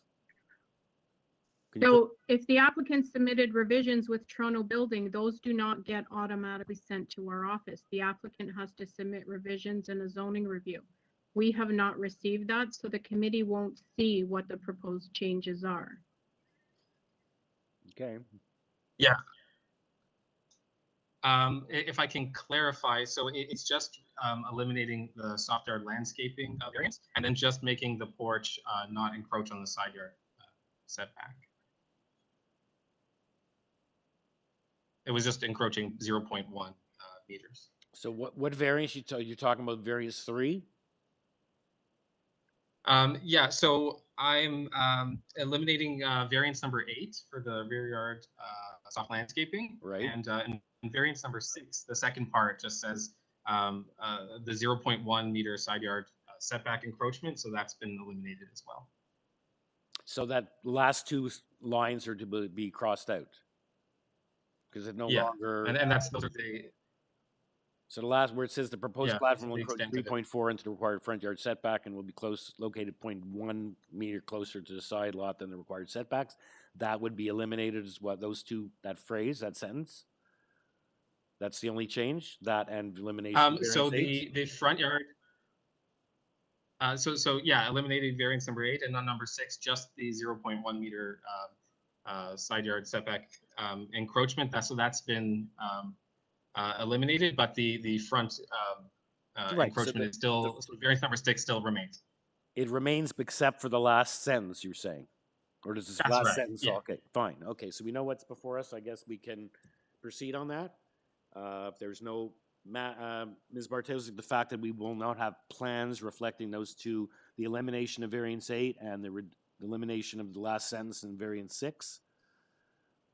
I think he's right. It's not very major in terms of a change. Mr. Chair, Mr. Yes. Chair, from listening to the agent, I do not believe that the elimination of the last sentence in variance 6 is in fact what he's intending. I believe he said he still intends to encroach 3.4 meters into the required front yard setback, but he will not be building 0.1 closer to the side lot line than the required setback. So I think we have to leave the 3.4 in, subject, I guess, to hearing from the agent. So the last 50 That's right. Okay, so it will still just read, because you said no, the proposed platform will encroach 3.4 into the required front yard setback, period. So the only part we're eliminating is the words "and will be That's right. located." Okay, so that wasn't clear. Thank you, Mr. Taylor, because I asked you if the whole sentence comes out, and you said yes. So now it's only the last part of that sentence. Okay, so I don't know if you want to make a brief present. We do have someone else on the line, the neighbor from 88 11th Street. So would you like to add anything, or let's just hear what they want to say, and then you'll have a chance to respond, or you want to give us a brief presentation at this point? I would like to. Sorry, you It just seems to cut out. be muting on and off. Okay, so would you like to? Can you hear me now? Yes. Please go ahead. Oh, okay. Yeah, so I would like to make a short presentation. Okay, go ahead. Okay, so as you've seen here, that planning has put in that note for deferral, but we would like obviously the opportunity to present today, get some context, explain why we feel this application is reasonable and minor in nature. So the owner would like to construct this proposal to address family livability needs on the main floor and second floor, and importantly, provide a comfortable living unit in the basement for the owner's father, who's facing the challenges of illness. Specifically, in regards to variance number 6, the porch front setback encroaching 1 meter over the bylaw. This is primarily due to needing to move the porch a bit forward to allow for a window well behind it. And this will allow some natural light to enter the bedroom and improve quality of life for the owner's father. Furthermore, it is low and doesn't have any obstructions, so it reduces its impact and also allowing more light. And also mitigating this impact is that there is no front yard soft landscaping variance. Regarding the FSI variance, number 1, there are 5 properties on the street which were approved for equal or significantly larger FSIs, and those would be number 40 with 0.49, number 67, 0.54, number 81, 0.63, number 73, 0.75, and finally number 11 was 0.82. And number 11, I should mention, was also approved for a front yard setback of 3.21 meters with a required minimum of 6 meters. So that's a 2.79 meter difference, whereas we're asking for a 0.9 meter difference for the front yard setback on variance number 2. And I'd like to point out that there are no length or depth variances pertaining to this application. And also variance number 3, the side yard setback is the same as the existing dwelling. For variance number 4, the overall height, and I'd like to point out that the overall height is only to the existing peak of the sloped roof, and the flat roof additions do meet the bylaw for flat roof height. And also regarding variance number 5, the variance doesn't specifically mention it, but the flat roof portion is 60%, whereas 50% is allowed as of right. And I don't believe this 10% has a significant difference in impact over what is allowed. For reference, directly across the street at 109, they have a full flat roof, 2-story side addition, occupying the whole south side of the dwelling, going all the way front to back. And there are also a number of newer modern fully flat roof dwellings in the area, such as number 37 12th Street. Lastly, regarding variance number 7, altering the front wall, this variance mainly pertains to the second floor, and the idea was to accommodate for really desperately needed bedroom space, as you can see on the second floor drawings, number A4. And the owner has received 5 letters of support from neighbors, including both next door neighbors, number 88 and 92 11th Street, directly across the street at number 111 and 109 11th Street, and number 86 11th Street, 2 houses south. And we feel that given the context, this application is reasonable and minor in nature. I'd be happy to answer any questions you may have.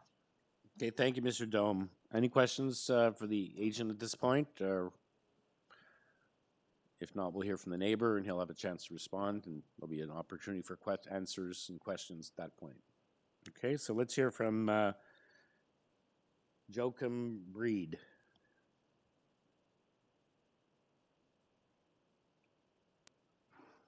Mr. Breed? Brede?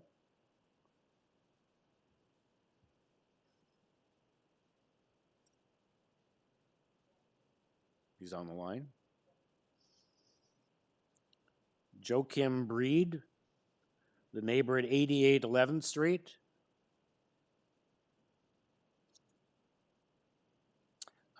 Just while we're waiting, Mr. Dome, I don't believe, unless, was it in the additional materials? I don't see any letters of support in our package, unless it's in the additional materials.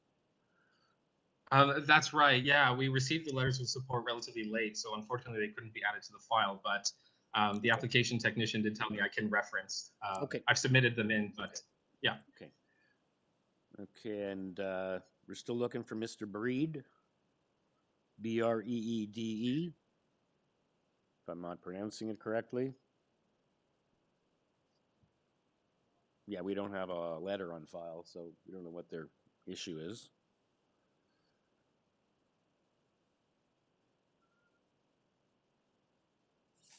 We also have urban forestry condition 2 on this. I assume that's acceptable, Mr. Dome?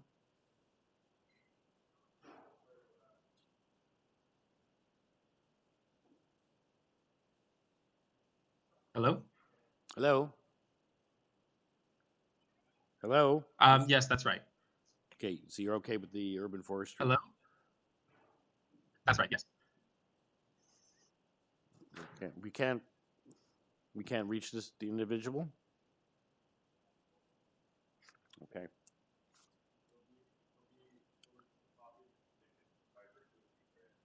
Right, if he has an issue, we can, I guess, appeal if it's, we don't know what the issue is and we can't reach him on the line. You just tried calling and went to voicemail and he is unmuted, so. Mr. Dome, do you know who this neighbor is? Has your client had any discussions with any of the neighbors in particular? That's right. Number 88 is one of the letters of support. Oh, okay. That's good to know.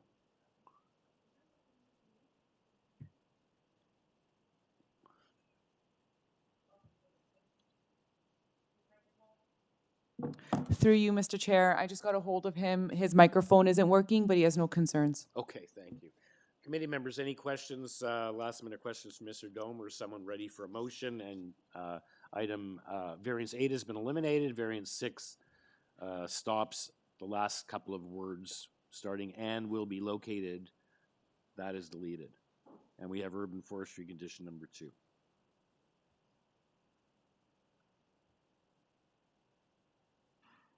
Mr. Taylor? Mr. Chair, I'm satisfied the requested variances meet the 4 tests. I move approval of variances 1, 2, 3, 4, 5, and 7, as well as 6, modified to remove the words "and will be located 0.1 meters closer to the side lot line than the required setback" from the final sentence in that variance. And my motion would be for approval would be subject to urban forestry condition 2. Thank you, Mr. Taylor. I have a seconder for that. Mr. Palmer, thank you. All in favor? Okay, the motion is granted, is unanimous approval. Okay, thank you. Thank you very much. Thank you, Mr. Dome. We'll see you again. Okay, item number 16 is 115 Princess Margaret Boulevard. It's an application to construct a new detached dwelling with an attached garage. There are 6 variances. We have a revised notice, yellow highlighted sheet with the revisions noted to 3 of the 6 variances. We have also the waiver and the revised plans. We have an arborist report, applicant's presentation, and an email from the agent regarding the revisions, and planning has advised they have no further concerns following the revisions. Speaker is Franco Romano, agent for the applicant. Morning, Mr. Chairman. Franco Romano, Action Planning, 2095 Autumn Breeze, Port Credit. Yeah. Okay, and we also have urban forestry number 2, and that's all we have. And you're the only speaker, so there's no one here in opposition. Perhaps we can get your presentation up on the board. I don't know if we need a fulsome presentation, but you may as well introduce what you're doing here. Certainly, sir. Thank you. And thanks to staff for bringing this up. So Princess Margaret Boulevard in this position, west of Kipling Avenue, has got a bit of a curved or swooping nature to it. So the lot line's not exactly straight. It's an irregular shaped lot, and you'll see that buildings have a bit of a staggered, there's different numeric measurements for front yard setback. So the main variance that is being sought here is for the front yard setback of 8.1 meters, and that's at the nearest point.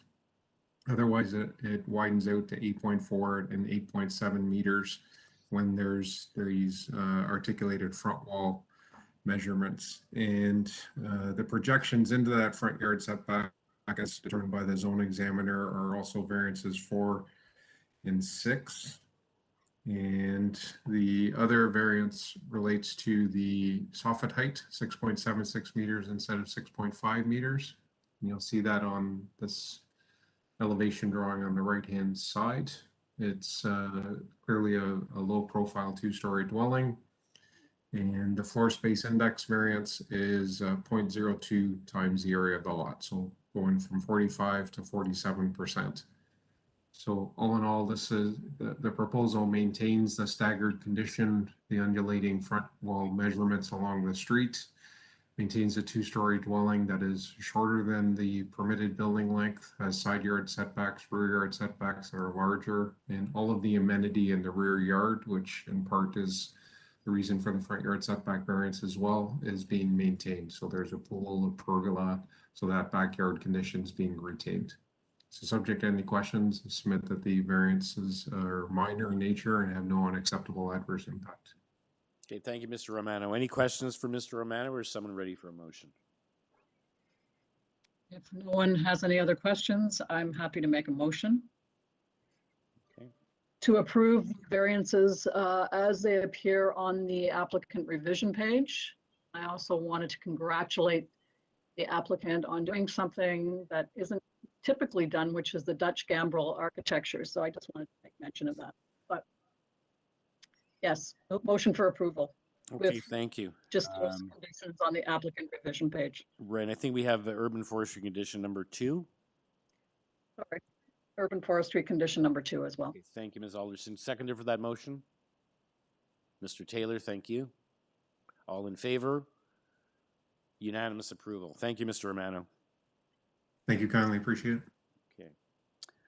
Item number 17, 82 Brownville Avenue. It's an application to construct a rear two-story addition and a new deck.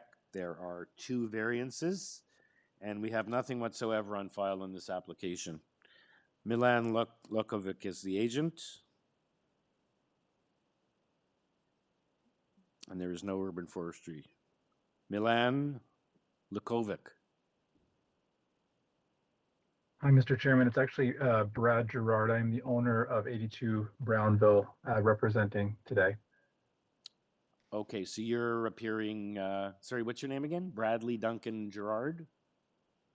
Correct. I'm the owner of 82 Brownville. Okay, so you're appearing on your own behalf without an agent, and you have the 2 variants. So we have nothing on file unless you'd like to advise the committee members of anything, or we'll just see if they have any questions or ready for a motion. We have no communication from neighbors or city staff. Okay. Yeah, they should have the plans. The reason for variance 1, the eaves as regards to the setback is primarily because the properties on Brownville Avenue are all on their west-facing lot line. So that's the reason for that variance. And with regards to variance 2 in terms of soft landscaping, we have committed to maintain the existing soft landscaping that we have. We do have planter boxes and green space that we do love and will maintain and agreed to maintain as part of this project.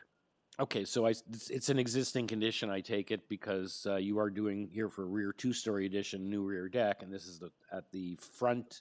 Oh, sorry, it's the rear yard landscaping. So doesn't seem to be any concern with that. Okay, committee members, any questions, or is someone ready for a motion? I do have a question, sir. So the majority of the backyard currently appears to be concrete slab. Is that the existing condition that's going to be maintained? That's correct. So there's no attempt at trying to do some soft landscaping from that concrete. The assistant planner actually recommended that we put some sod on the side of the property. So in the side yard next to the interlock, you will see there, and we have agreed to that request to add some sod there for some added soft landscaping. It doesn't change the overall square footage of the soft landscaping, however. Okay. Okay. Any further questions, or is someone ready for a motion?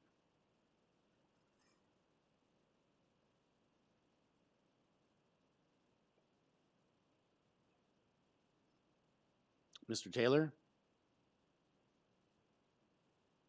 Yeah, Mr. Chair, I was concerned with the extent of concrete as well.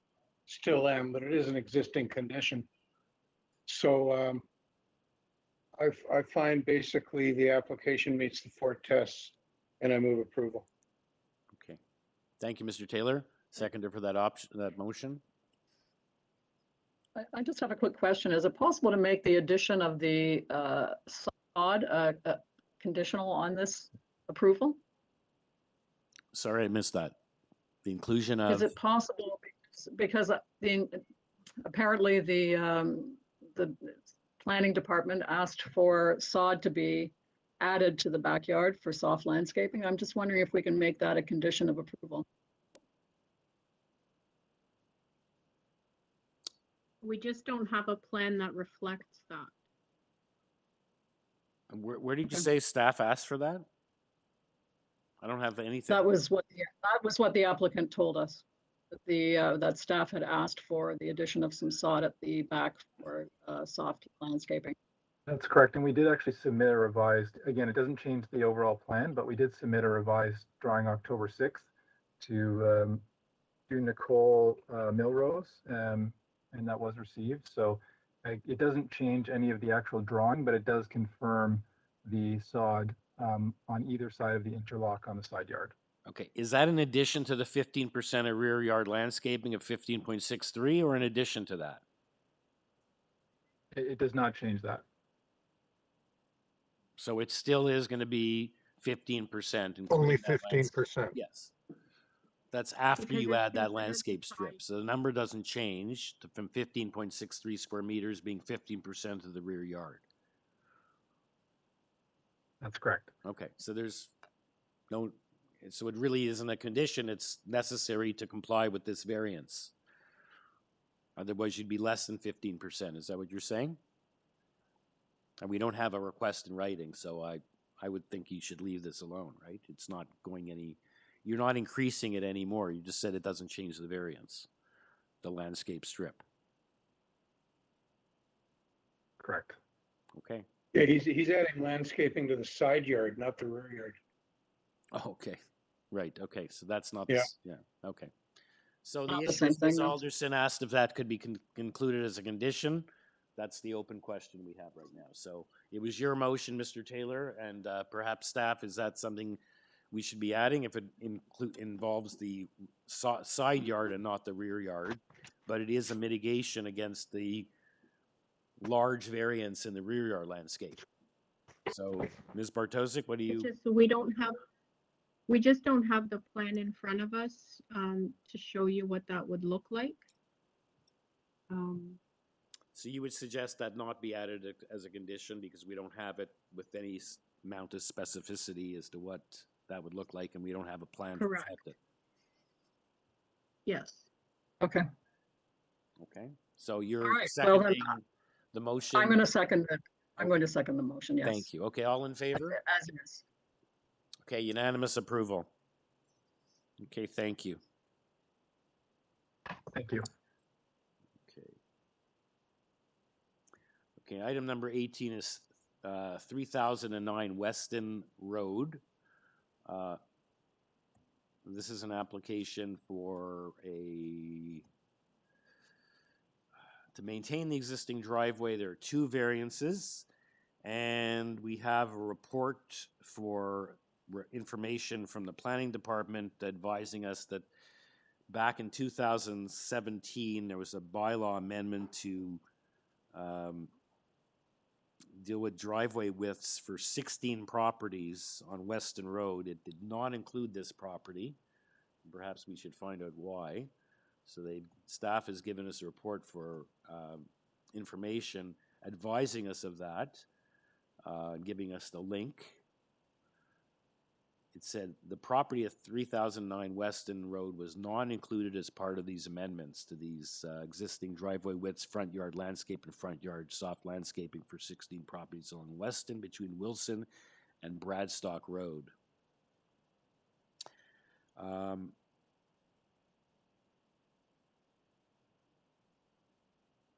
And transportation is recommending refusal without mention of the above information provided by planning staff. So that's my question for the applicant.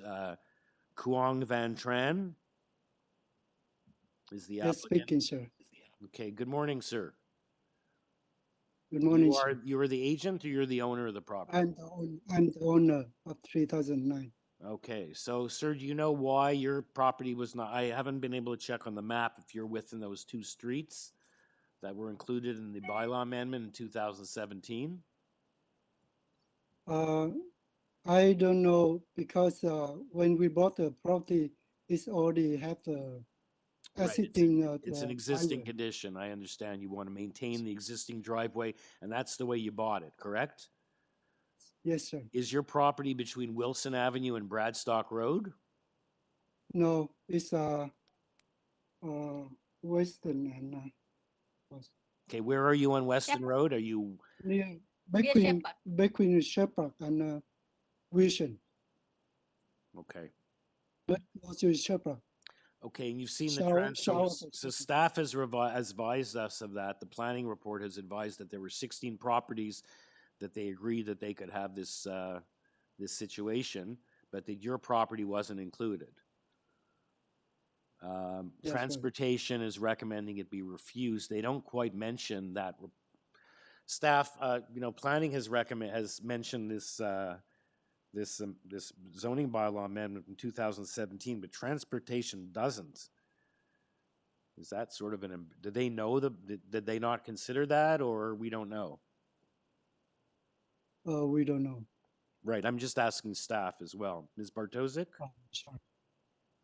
I think planning's just provided information, whereas transportation is recommending refusal. I don't believe they've referenced that because it wasn't on file, but they're talking more of practicality and the needs of the site versus what happened on other properties. Right, but you would think that if planning gave us that report, that transportation would at least mention that as, or explain why these 16 properties, not this property, so it's outside that, it's outside those two streets that were mentioned that they did that on the 16, whether that should be applied to this property that's outside the area of those 16, that's the question. Okay, committee members, any questions for the applicant?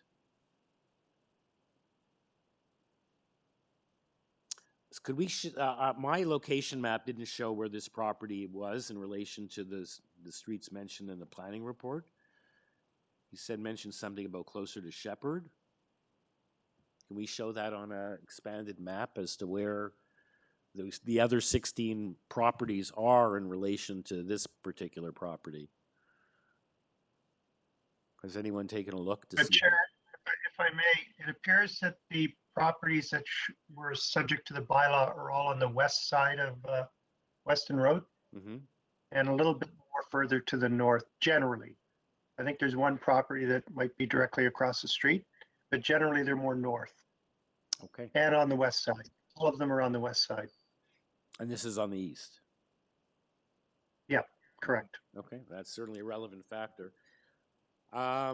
Any questions, or is someone ready to weigh in with a motion?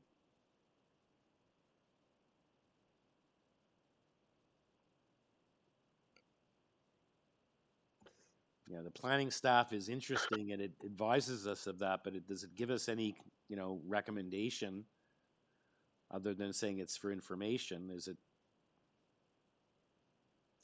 However, transportation is asking for refusal. Yeah, and they say planning staff note the site-specific bylaws provide provisions for driveway widths and the proposed variance for increased driveway width similar to the provisions approved and amended through zoning bylaws 72 for 2017 and 79 for other properties in the area. So I don't know. If I may, I'm looking at it on Google Maps right now, and it's not a driveway. It's a parking lot and a driveway. So I think, I think if we approve this, it sets a dangerous precedent for that particular side of the street. Okay. It's if you check out 3009 on the Google Maps, you'll see what I'm talking about. Okay. So I'm going to make a motion for refusal. Okay. Based thank you, on transportations. Okay. Thank you, Ms. Alderson. We have a seconder for that. Mr. Kamara? I'll second that. I just wanted to make a comment. I think transportation's concern is the fact that it's being used for parking, and I believe the intent of it was to be used as a turning radius as opposed to a parking area. Right. And it's outside of where these 16 properties were and on the other side of the street for the most part, as Mr. Correct. Gordon pointed out. Okay, so you're seconding that motion. All in favor? Opposed? Okay, the motion carries 4-1 with Mr. Taylor dissenting. The application is refused. Thank you, Mr. Tran. Refused. Okay, next application is item number 20. Sorry, no, it's not. Yes, it is. Number 19. Okay, we can't forget about item number 19, 75 Sunny Lee Avenue. This is an application for a detached dwelling with an attached garage with 3 variances. We have 3 letters of opposition. 2 are from the same party, Patricia Kelly. We don't have an address for Patricia Kelly. Perhaps we have that now. I didn't see it as part of my information. It's operating as appears to be operating in as a commercial enterprise for the film business in the neighbors' letters and photos. So we have objection from 77. We have a 12-page letter with planning concerns and many photos. And is there any conditions on this? Is there a plan? There's an urban forestry condition number 2. So we do have those letters of opposition. The speakers, we have the applicant, the agent Ali Shakari, as well as the neighbors from 73 Sunny Lee and 74 Sunny Lee. Margaret Borges and Andrew Arntfield. Also Joseph on the next page, Joseph or Phyllis Agostino at 80 Sunny Lee, and Sophia Walsh at 77 Sunny Lee. And we don't have the address, perhaps staff has that now, for the author of 2 of the 3 letters that we have on file. So we'll hear from, we have a number of people. We have 4 speakers in addition to the applicant, Mr. Shakiri. Good morning, Ali Shakiri, 326 Shepherd Avenue East. Yeah, we can barely hear you, sir. Please try to speak louder, closer to the microphone. Yes, sir. Sure. I hope you hear me well. Okay, we can hear you now, sir. Go ahead. You have 3 variances and you have opposition to this. Yes, 2 of the variances are speaking about the same thing with regards to the height of the soffit on the 2 different bylaws. The reason we require that is the roof is a low pitch. If I can ask my support material be displayed, I will explain how that works. Yes, so as you can see, this is a low pitch roof, which is very common in the subject area.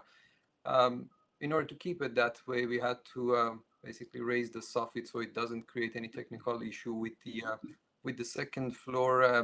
If we didn't have that variance, perhaps we had to use a mansard roof, which is bulkier. And as I showed on that first page A, that's going to cause more building mass. So I think it's something that we need in order to reduce the building mass. And the other variance is the floor space index. That's marginally increasing from 0.5 to 0.54. And I have provided some comparables. There are evidence of other applications up to 77% and the close proximity of this property. I think we find it minor. I hope you do that too. And I have also provided some photos of the existing houses in the same neighborhood, which is no different than what we're proposing here.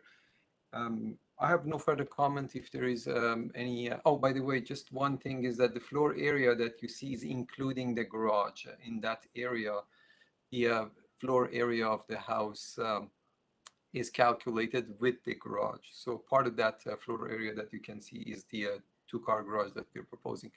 No further comments, sir. If there is any question, I'd be more than glad to answer. Okay, any questions for Mr. Shakiri at this point? We have 4 neighbors to hear from.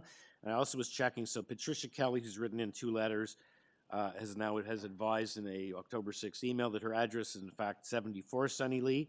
We have Andrew Arntfeld registered to speak from that address. Perhaps it's his partner, but that's where she resides in terms of putting into context across the street where she resided, because we didn't have the address included in those letters, but we now know it's 74. And the neighbor, the last speaker, Sophia Walsh at 77 Sunnylee, that's the neighbor who's written a 12-page letter with photos. So the first speaker then is, in order listed on my sheet, is Margaret Borges at 73 Sunnylee, right next door.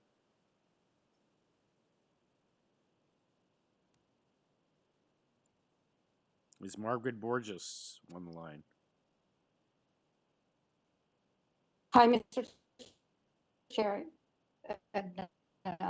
committee of Hello, we're not hearing you. members. You're cutting out. I'm not opposing to plant sites, but I have concern. Yeah, ma'am, we're not Margaret hearing you. Borges, yes. Ma'am, we're not able to hear you. You're cutting out. I am concerned, which I sent the letter forward to the city. Also, I have.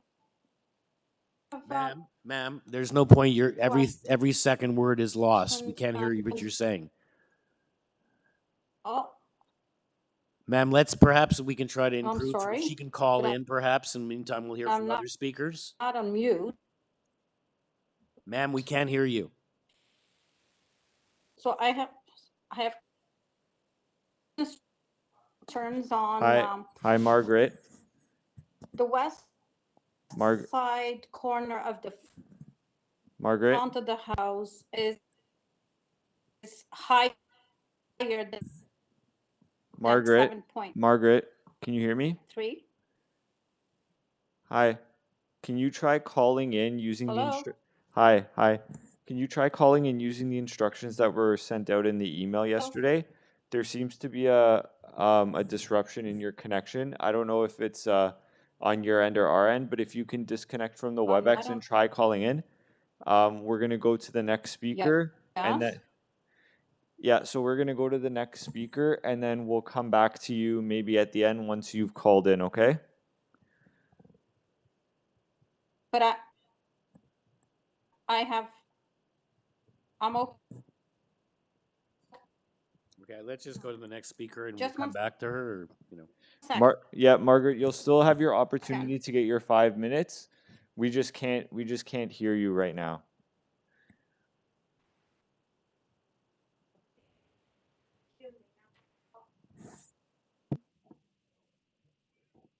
Okay, so let's hear then from the next speaker on the list is Andrew Arntfield at 74 Sunnylee, which is where the author of two of the 3 letters we have resides. Good morning. I'm speaking on behalf of myself and my wife, Patricia Kelly, as you noted. Yep. Thank you.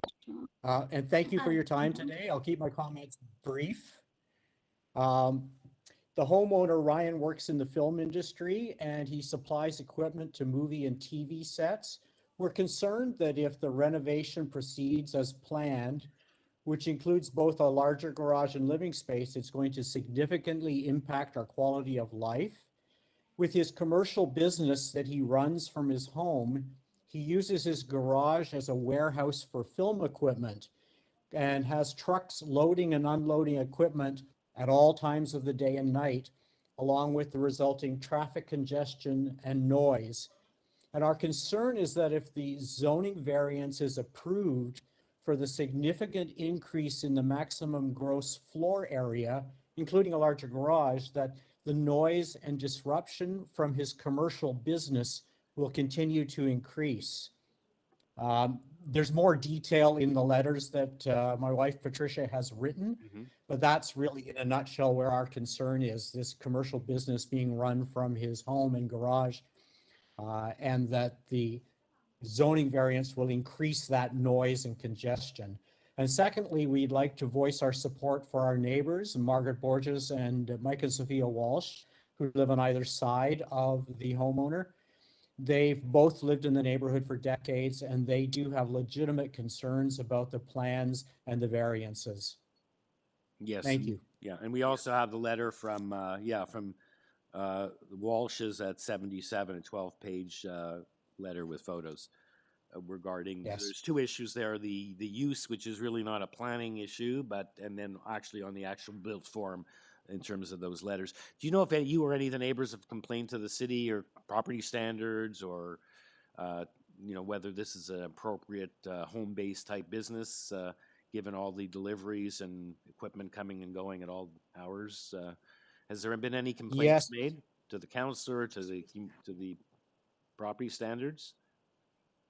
Yes, just recently we've spoken to property standards, and we were informed that it's not proper use of a residential home to run a commercial business like that. Okay. Does anyone have any questions for Mr. Arnfield at this point? If not, we'll move on to the other next speaker. Okay, the next speaker is Mr. and Mrs. Agostino at 80 Sunnylee.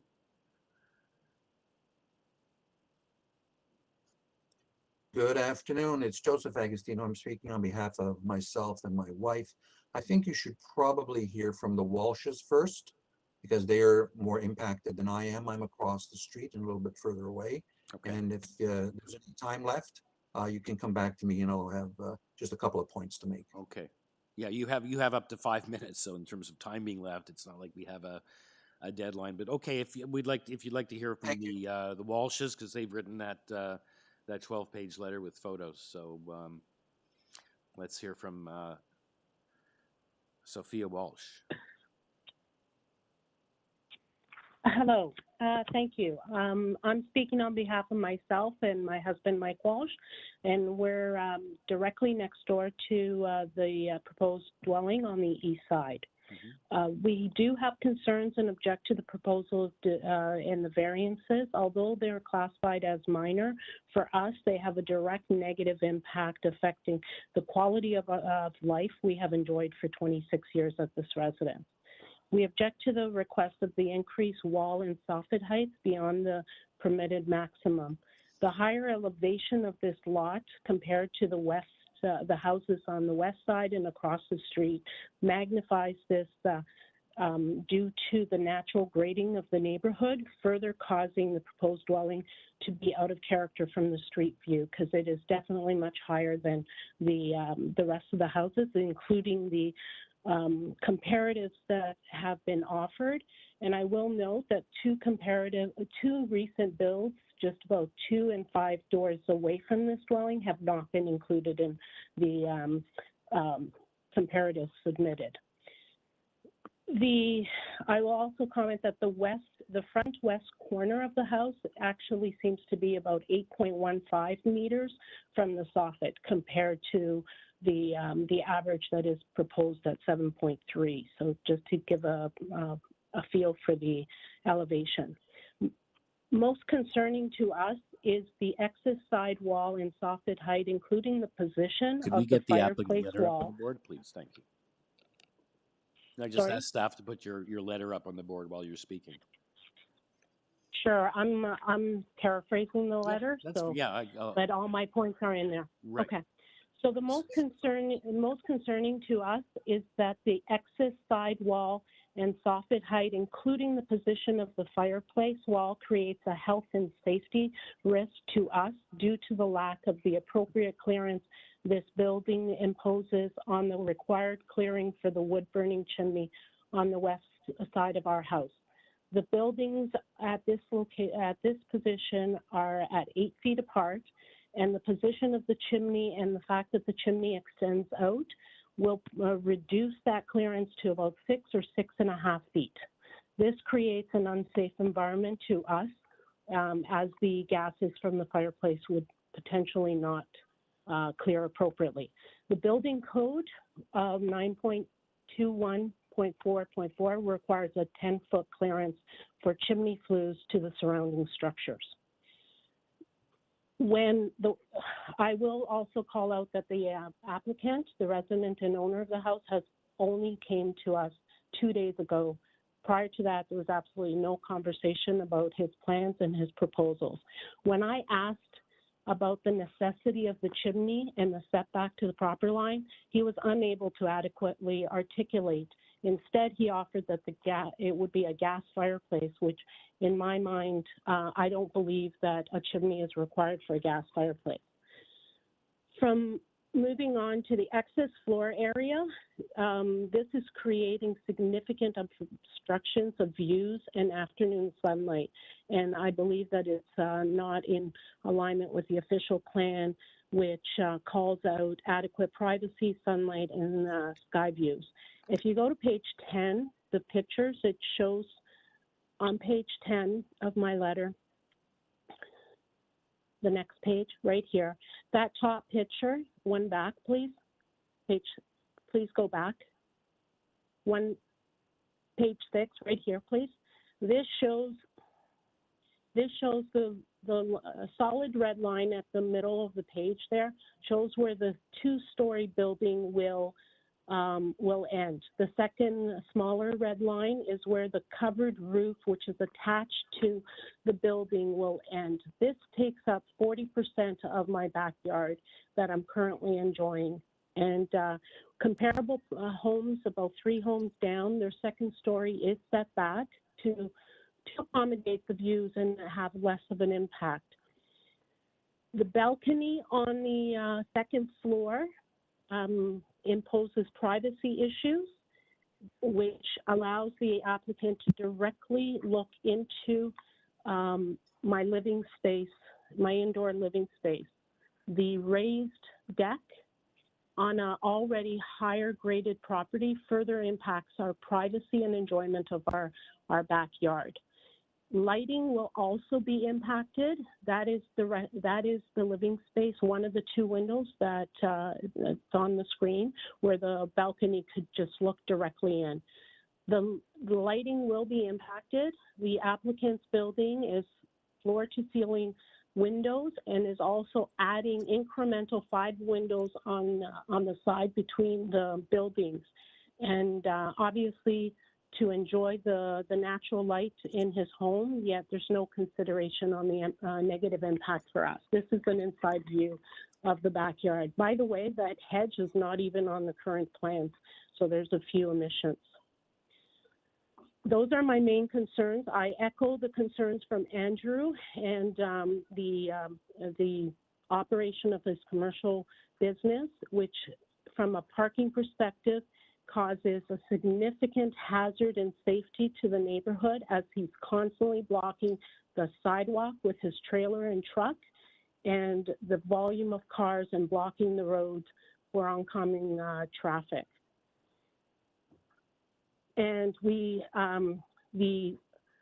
do request that he shares the information for the drainage, as our house, I'm sure it's being done properly, but we would like to have access to the proposed drainage from the house, and also what his plans are for maintaining the noise levels for those from the aren't planning equipment of issues. air Those are conditioner. dealt with, ma'am, under a building department, not planning. And it's not before Committee of Adjustment. And you've gone on over 5 minutes. If you'd like to please just sum up quickly, and he'll respond to your concerns. Okay, I think I've called out on my concerns, but I am very uncomfortable with the safety issues that this proposal is causing, and the committee telling me this is not part of this hearing.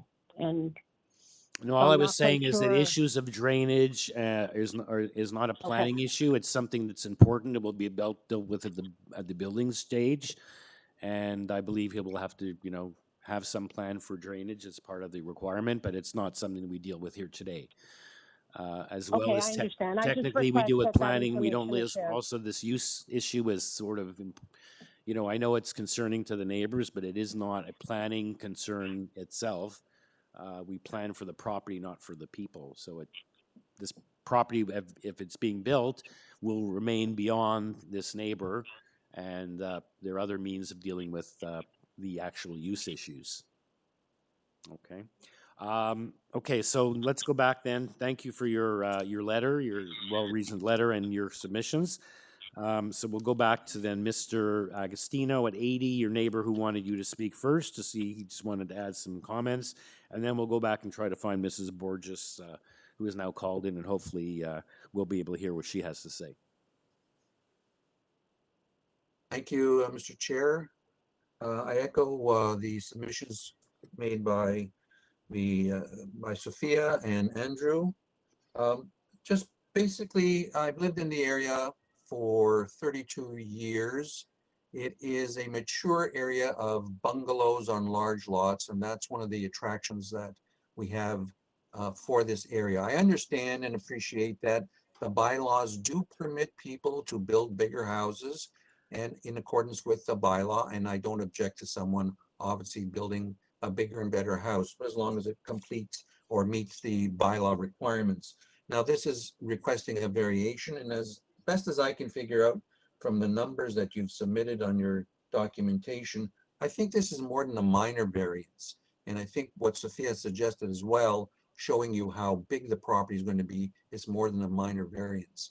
So keeping the properties within the limits of, or very close to the limits of the bylaw, I think is just something that this committee should propose and enforce, rather than allowing this whole area to become a larger use accommodations for people. So those are my submissions, sir. Thank you. Thank you, Mr. Agostino. Any questions for Mr. Agostino or the previous speakers? Or if not, we'll go back to Margaret Borges. Hopefully we can reach her at 73. She's right next door. And then we'll hear back from Mr. Shakiri, who will respond. Margaret Borges. Hi, Mr. Chair and committee. I don't oppose, I'm not opposed. Yes, hello. Hi, Mr. Chair and committee. I don't oppose, I'm not opposing. Yes, hello. I'm not opposing to what the plan is. However, Hi, I Margaret. strongly- Again, there's a little bit of an echo. If you have the YouTube on in the background, please mute it, just because there's a bit of feedback. Oh, sorry. That's okay. So I don't oppose to the plan. However, I support what was discussed by the neighbors. However, I also feel that I wish that the city would stick to their bylaws and policies, because it causes a lot of stress and the arguments in the neighborhood and destruction. So I don't know why we have to get variances and go over and have all these meetings, because then if the city was set up bylaws and policies, means that's what should be. No? Hello? Hello? Go on, yes. We Yeah. can hear you. So I word my concerns, and I hope that any changes to the existing plan, we would be notified before approval. This is the hearing today. You'll receive, if you've registered, you receive a copy, you'll receive a copy, but the decision is being made right now. Yes. Okay. So And I've been in the neighborhood for many, many years. And I enjoy my backyard. I enjoy my front, my neighbors, and we're like a family. And I really want to continue to have that in the neighborhood. It's important. Okay, thank you, Mrs. Borges. That's all I have to say. So Okay. I leave that to the city to make a decision according to what it's requested by everyone. Thank you. Does anyone have any questions for the speaker or any of the other neighbors before we go back to Mr. Shakiri? Okay, Mr. Shakiri, you've heard from 4 neighbors. Your chance to respond to what they've had to say.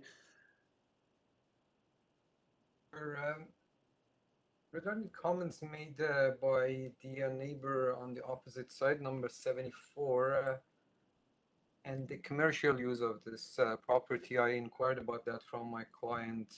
He does run a movie business or some sort of related to the movie business, but what he told me is he has actually purchased a commercial property. That property is closed just recently on August 2nd, and he's doing now all his business from the commercial property. And he also added that the previous activities of just loading some equipment inside of his garage and unloading them, then that he believes that whatever he did is not breaking any of the bylaws or regulations, and he's not violating anything that can be enforced by the bylaw. And in any ways, that is not a planning matter.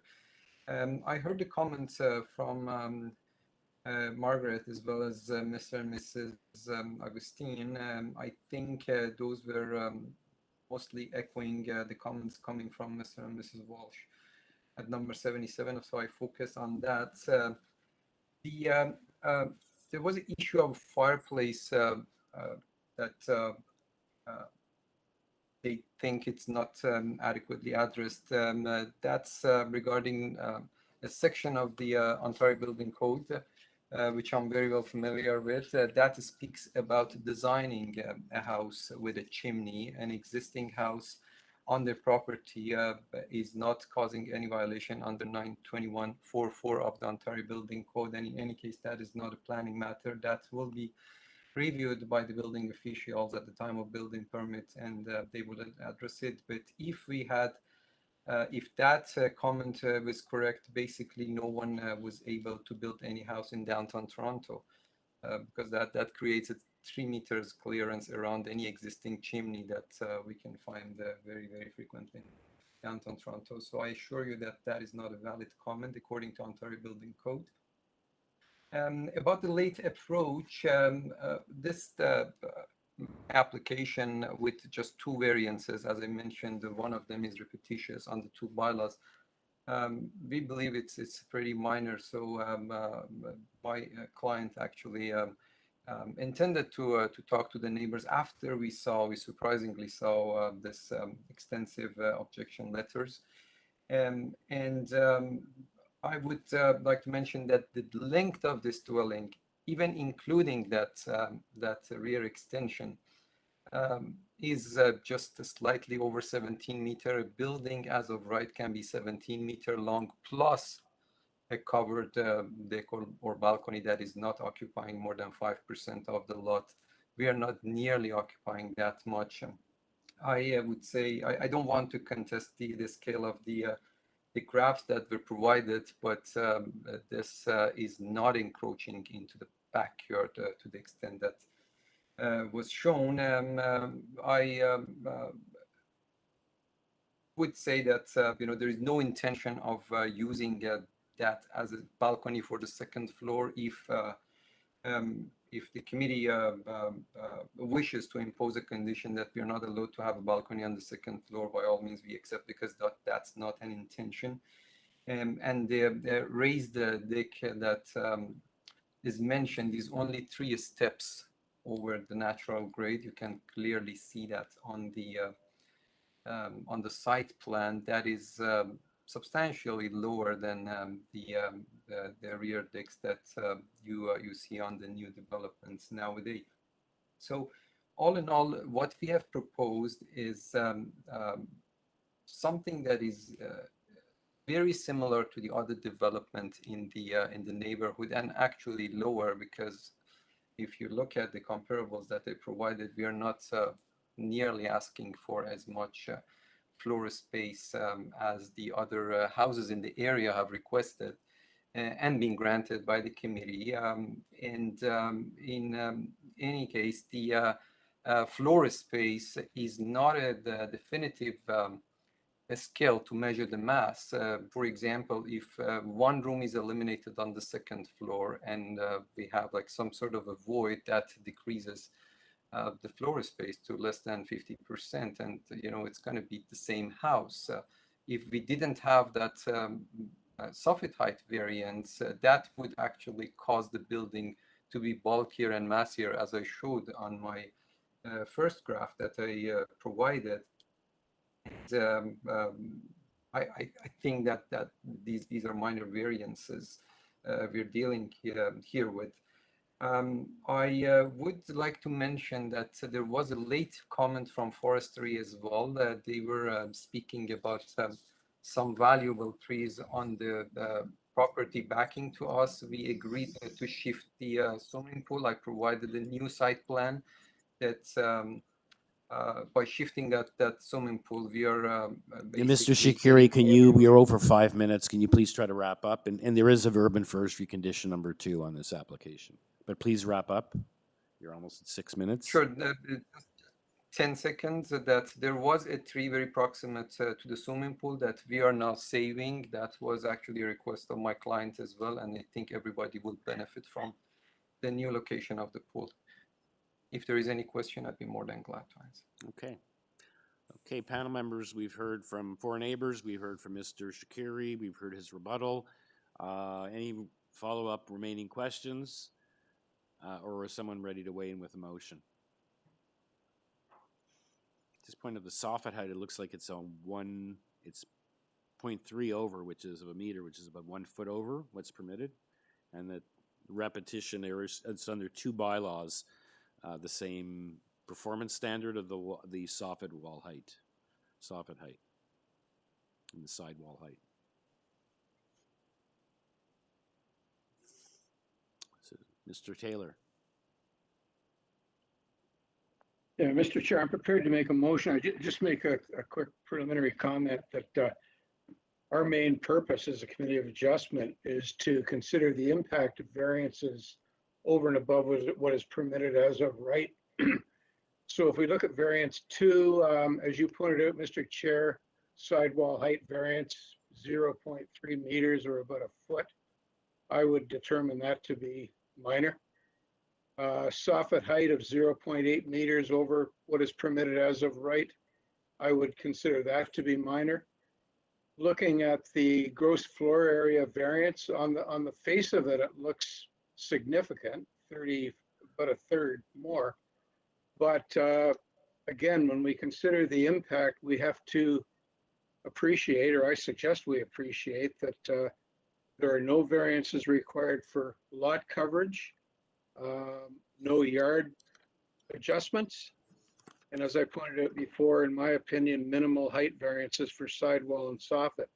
So I'm satisfied that the 3 variances are minor and do satisfy the other tests under the Planning Act as well. And I move approval subject to urban forestry condition 2. Thank you, Mr. Taylor. We have a seconder for Mr. Taylor's motion, Mr. Kumwarik. Can I do a friendly amendment just from something I heard from the applicant and perhaps to give some solace to the neighbors? The applicant said that he would be fine if we added a provision that there be no second floor platform. So if the applicant is amenable to that, would like to add that. You can't restrict something that's permitted as of right in the bylaw. Barb, we can't hear you. Tie them to the plan. Hello? Yeah, Barb, that's better. You want to repeat what you said? Couldn't hear you. You can't restrict something that is permitted as of right. Permitted in the bylaw. Okay, fair enough. Yeah. So I withdraw that comment and second the motion. Yeah, it's not before us. I guess permitted as a 4 meter square. Fair enough. Fair enough. Yeah. Yeah. would likely possibly have to come back in any case. Okay, so you second that without amendment. All in favor? Okay, unanimous approval. Thank you, neighbors, and thank you to the applicant on this application. We'll now move on to we have two remaining applications. They should both be rather quick. The first one is item number 20, 61 Algoma Street. It's a second-story addition above the existing dwelling with one variance. The side yard setback, which is existing. So no communication from neighbors or from staff. The speaker is Ashweek Chabra. Good afternoon, Mr. Chair. Good Can afternoon, you hear me? sir. Okay, very straightforward application. It's a pure top-up. You're one, Yes, sir. only have the one variance, which I assume is an existing condition. Yes, sir. Okay, so let's just see if committee members have any questions for you, or if someone's ready for a motion.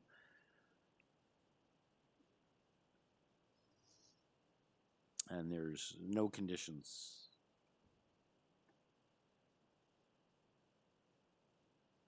Ms. Alderson? I'm happy to make that motion. Yes, I believe the variance requested, it's one variance or two variances, I don't have it in front of me, is minor in nature and meets the four tests, and there are no conditions. So I move for approval. Thank you, Ms. Alderson. Seconder for that? Mr. Komarek? Thank you. All in favor? Unanimous approval. Thank you. Thank you, Thank you so much, Mr. Mr. Chabra. Chair. Yeah. Okay. Have a Last good day. application Yeah. is 52 Mimico Avenue, last application of the morning session. This is an application, also should be rather quick, is for convert the second story of the existing building into an office. There is only the one variance, parking spaces, minimum of 2, none are being provided. And we have nothing on file, no communication from city staff or area neighbors. The speaker is Jackie Vanderveed, the owner of the property. Yes, thank you very much. Hello, everybody. I am the applicant for 52 Mimico, where my office is located. I'm asking for a minor variance to legalize the current and historic situation, which is no legal parking spot on the property. I currently run my design firm out of the main floor and will be expanding to the second floor to accommodate my growing team. In application to do so, the city identified the need for 2 parking spaces. The only open space is our garden behind the building, and I don't want to turn the backyard garden into a parking lot. So I am now asking for a minor variance instead. Our building is serviced by several transit lines, and my staff don't drive to work. One staff member doesn't even have a license. The transit services include the Lakeshore streetcar a block away, the bus, which goes right by the office, with the bus stop half a block to the west. This bus is a direct route to Bloor Subway and the Mimico GO train station, which is an 8-minute walk away. I don't need parking for my team now and don't anticipate needing it, and hence request the variance. Thank you for your time. Okay, so you see there is a report from Transportation Services Division of the city, and they just they don't really make a recommendation that I can see in this memo dated October the 4th. They just discussed the situation, 2 parking spaces required, none are provided. They talked about the existing, I don't know if you can park there because they mentioned it's not a legal spot, but they say to the existing 2.38 meter wide driveway currently exists is restricted by the existing building envelope, does not afford room for a legal parking space. It says a vehicle parked within the drive will necessitate driver and passenger access by using the adjacent property at 50 Mimico. So talks about where parking is permitted and where it's permitted. So they don't really say anything other than just provide this, I guess, for information. Committee members, any questions for the owner? Perhaps we can ask you what type of a business do you run in the building? You're not delivering We are equipment for the film business like the last application? No, we are landscape architects working on our computers. Okay. So there's no product coming in or out. You're just, it's an No. office type use. Okay, thank you. Any questions or is someone ready to weigh in with a motion? Mr. Komarek. prepared to move a motion. I believe the application is minor and meets the 4 tests and would therefore like to recommend approval with no conditions. Thank you, sir. Seconder for that, Ms. Alderson, thank you. All in favor? Unanimous approval. Okay, thank you, Ms. Vandervelde. And we'll now stand adjourned until we return at, I guess, 1:35 to do the 1 p.m. Agenda items, 35 minutes late. So we'll see you back here in an hour. Thank you, everyone.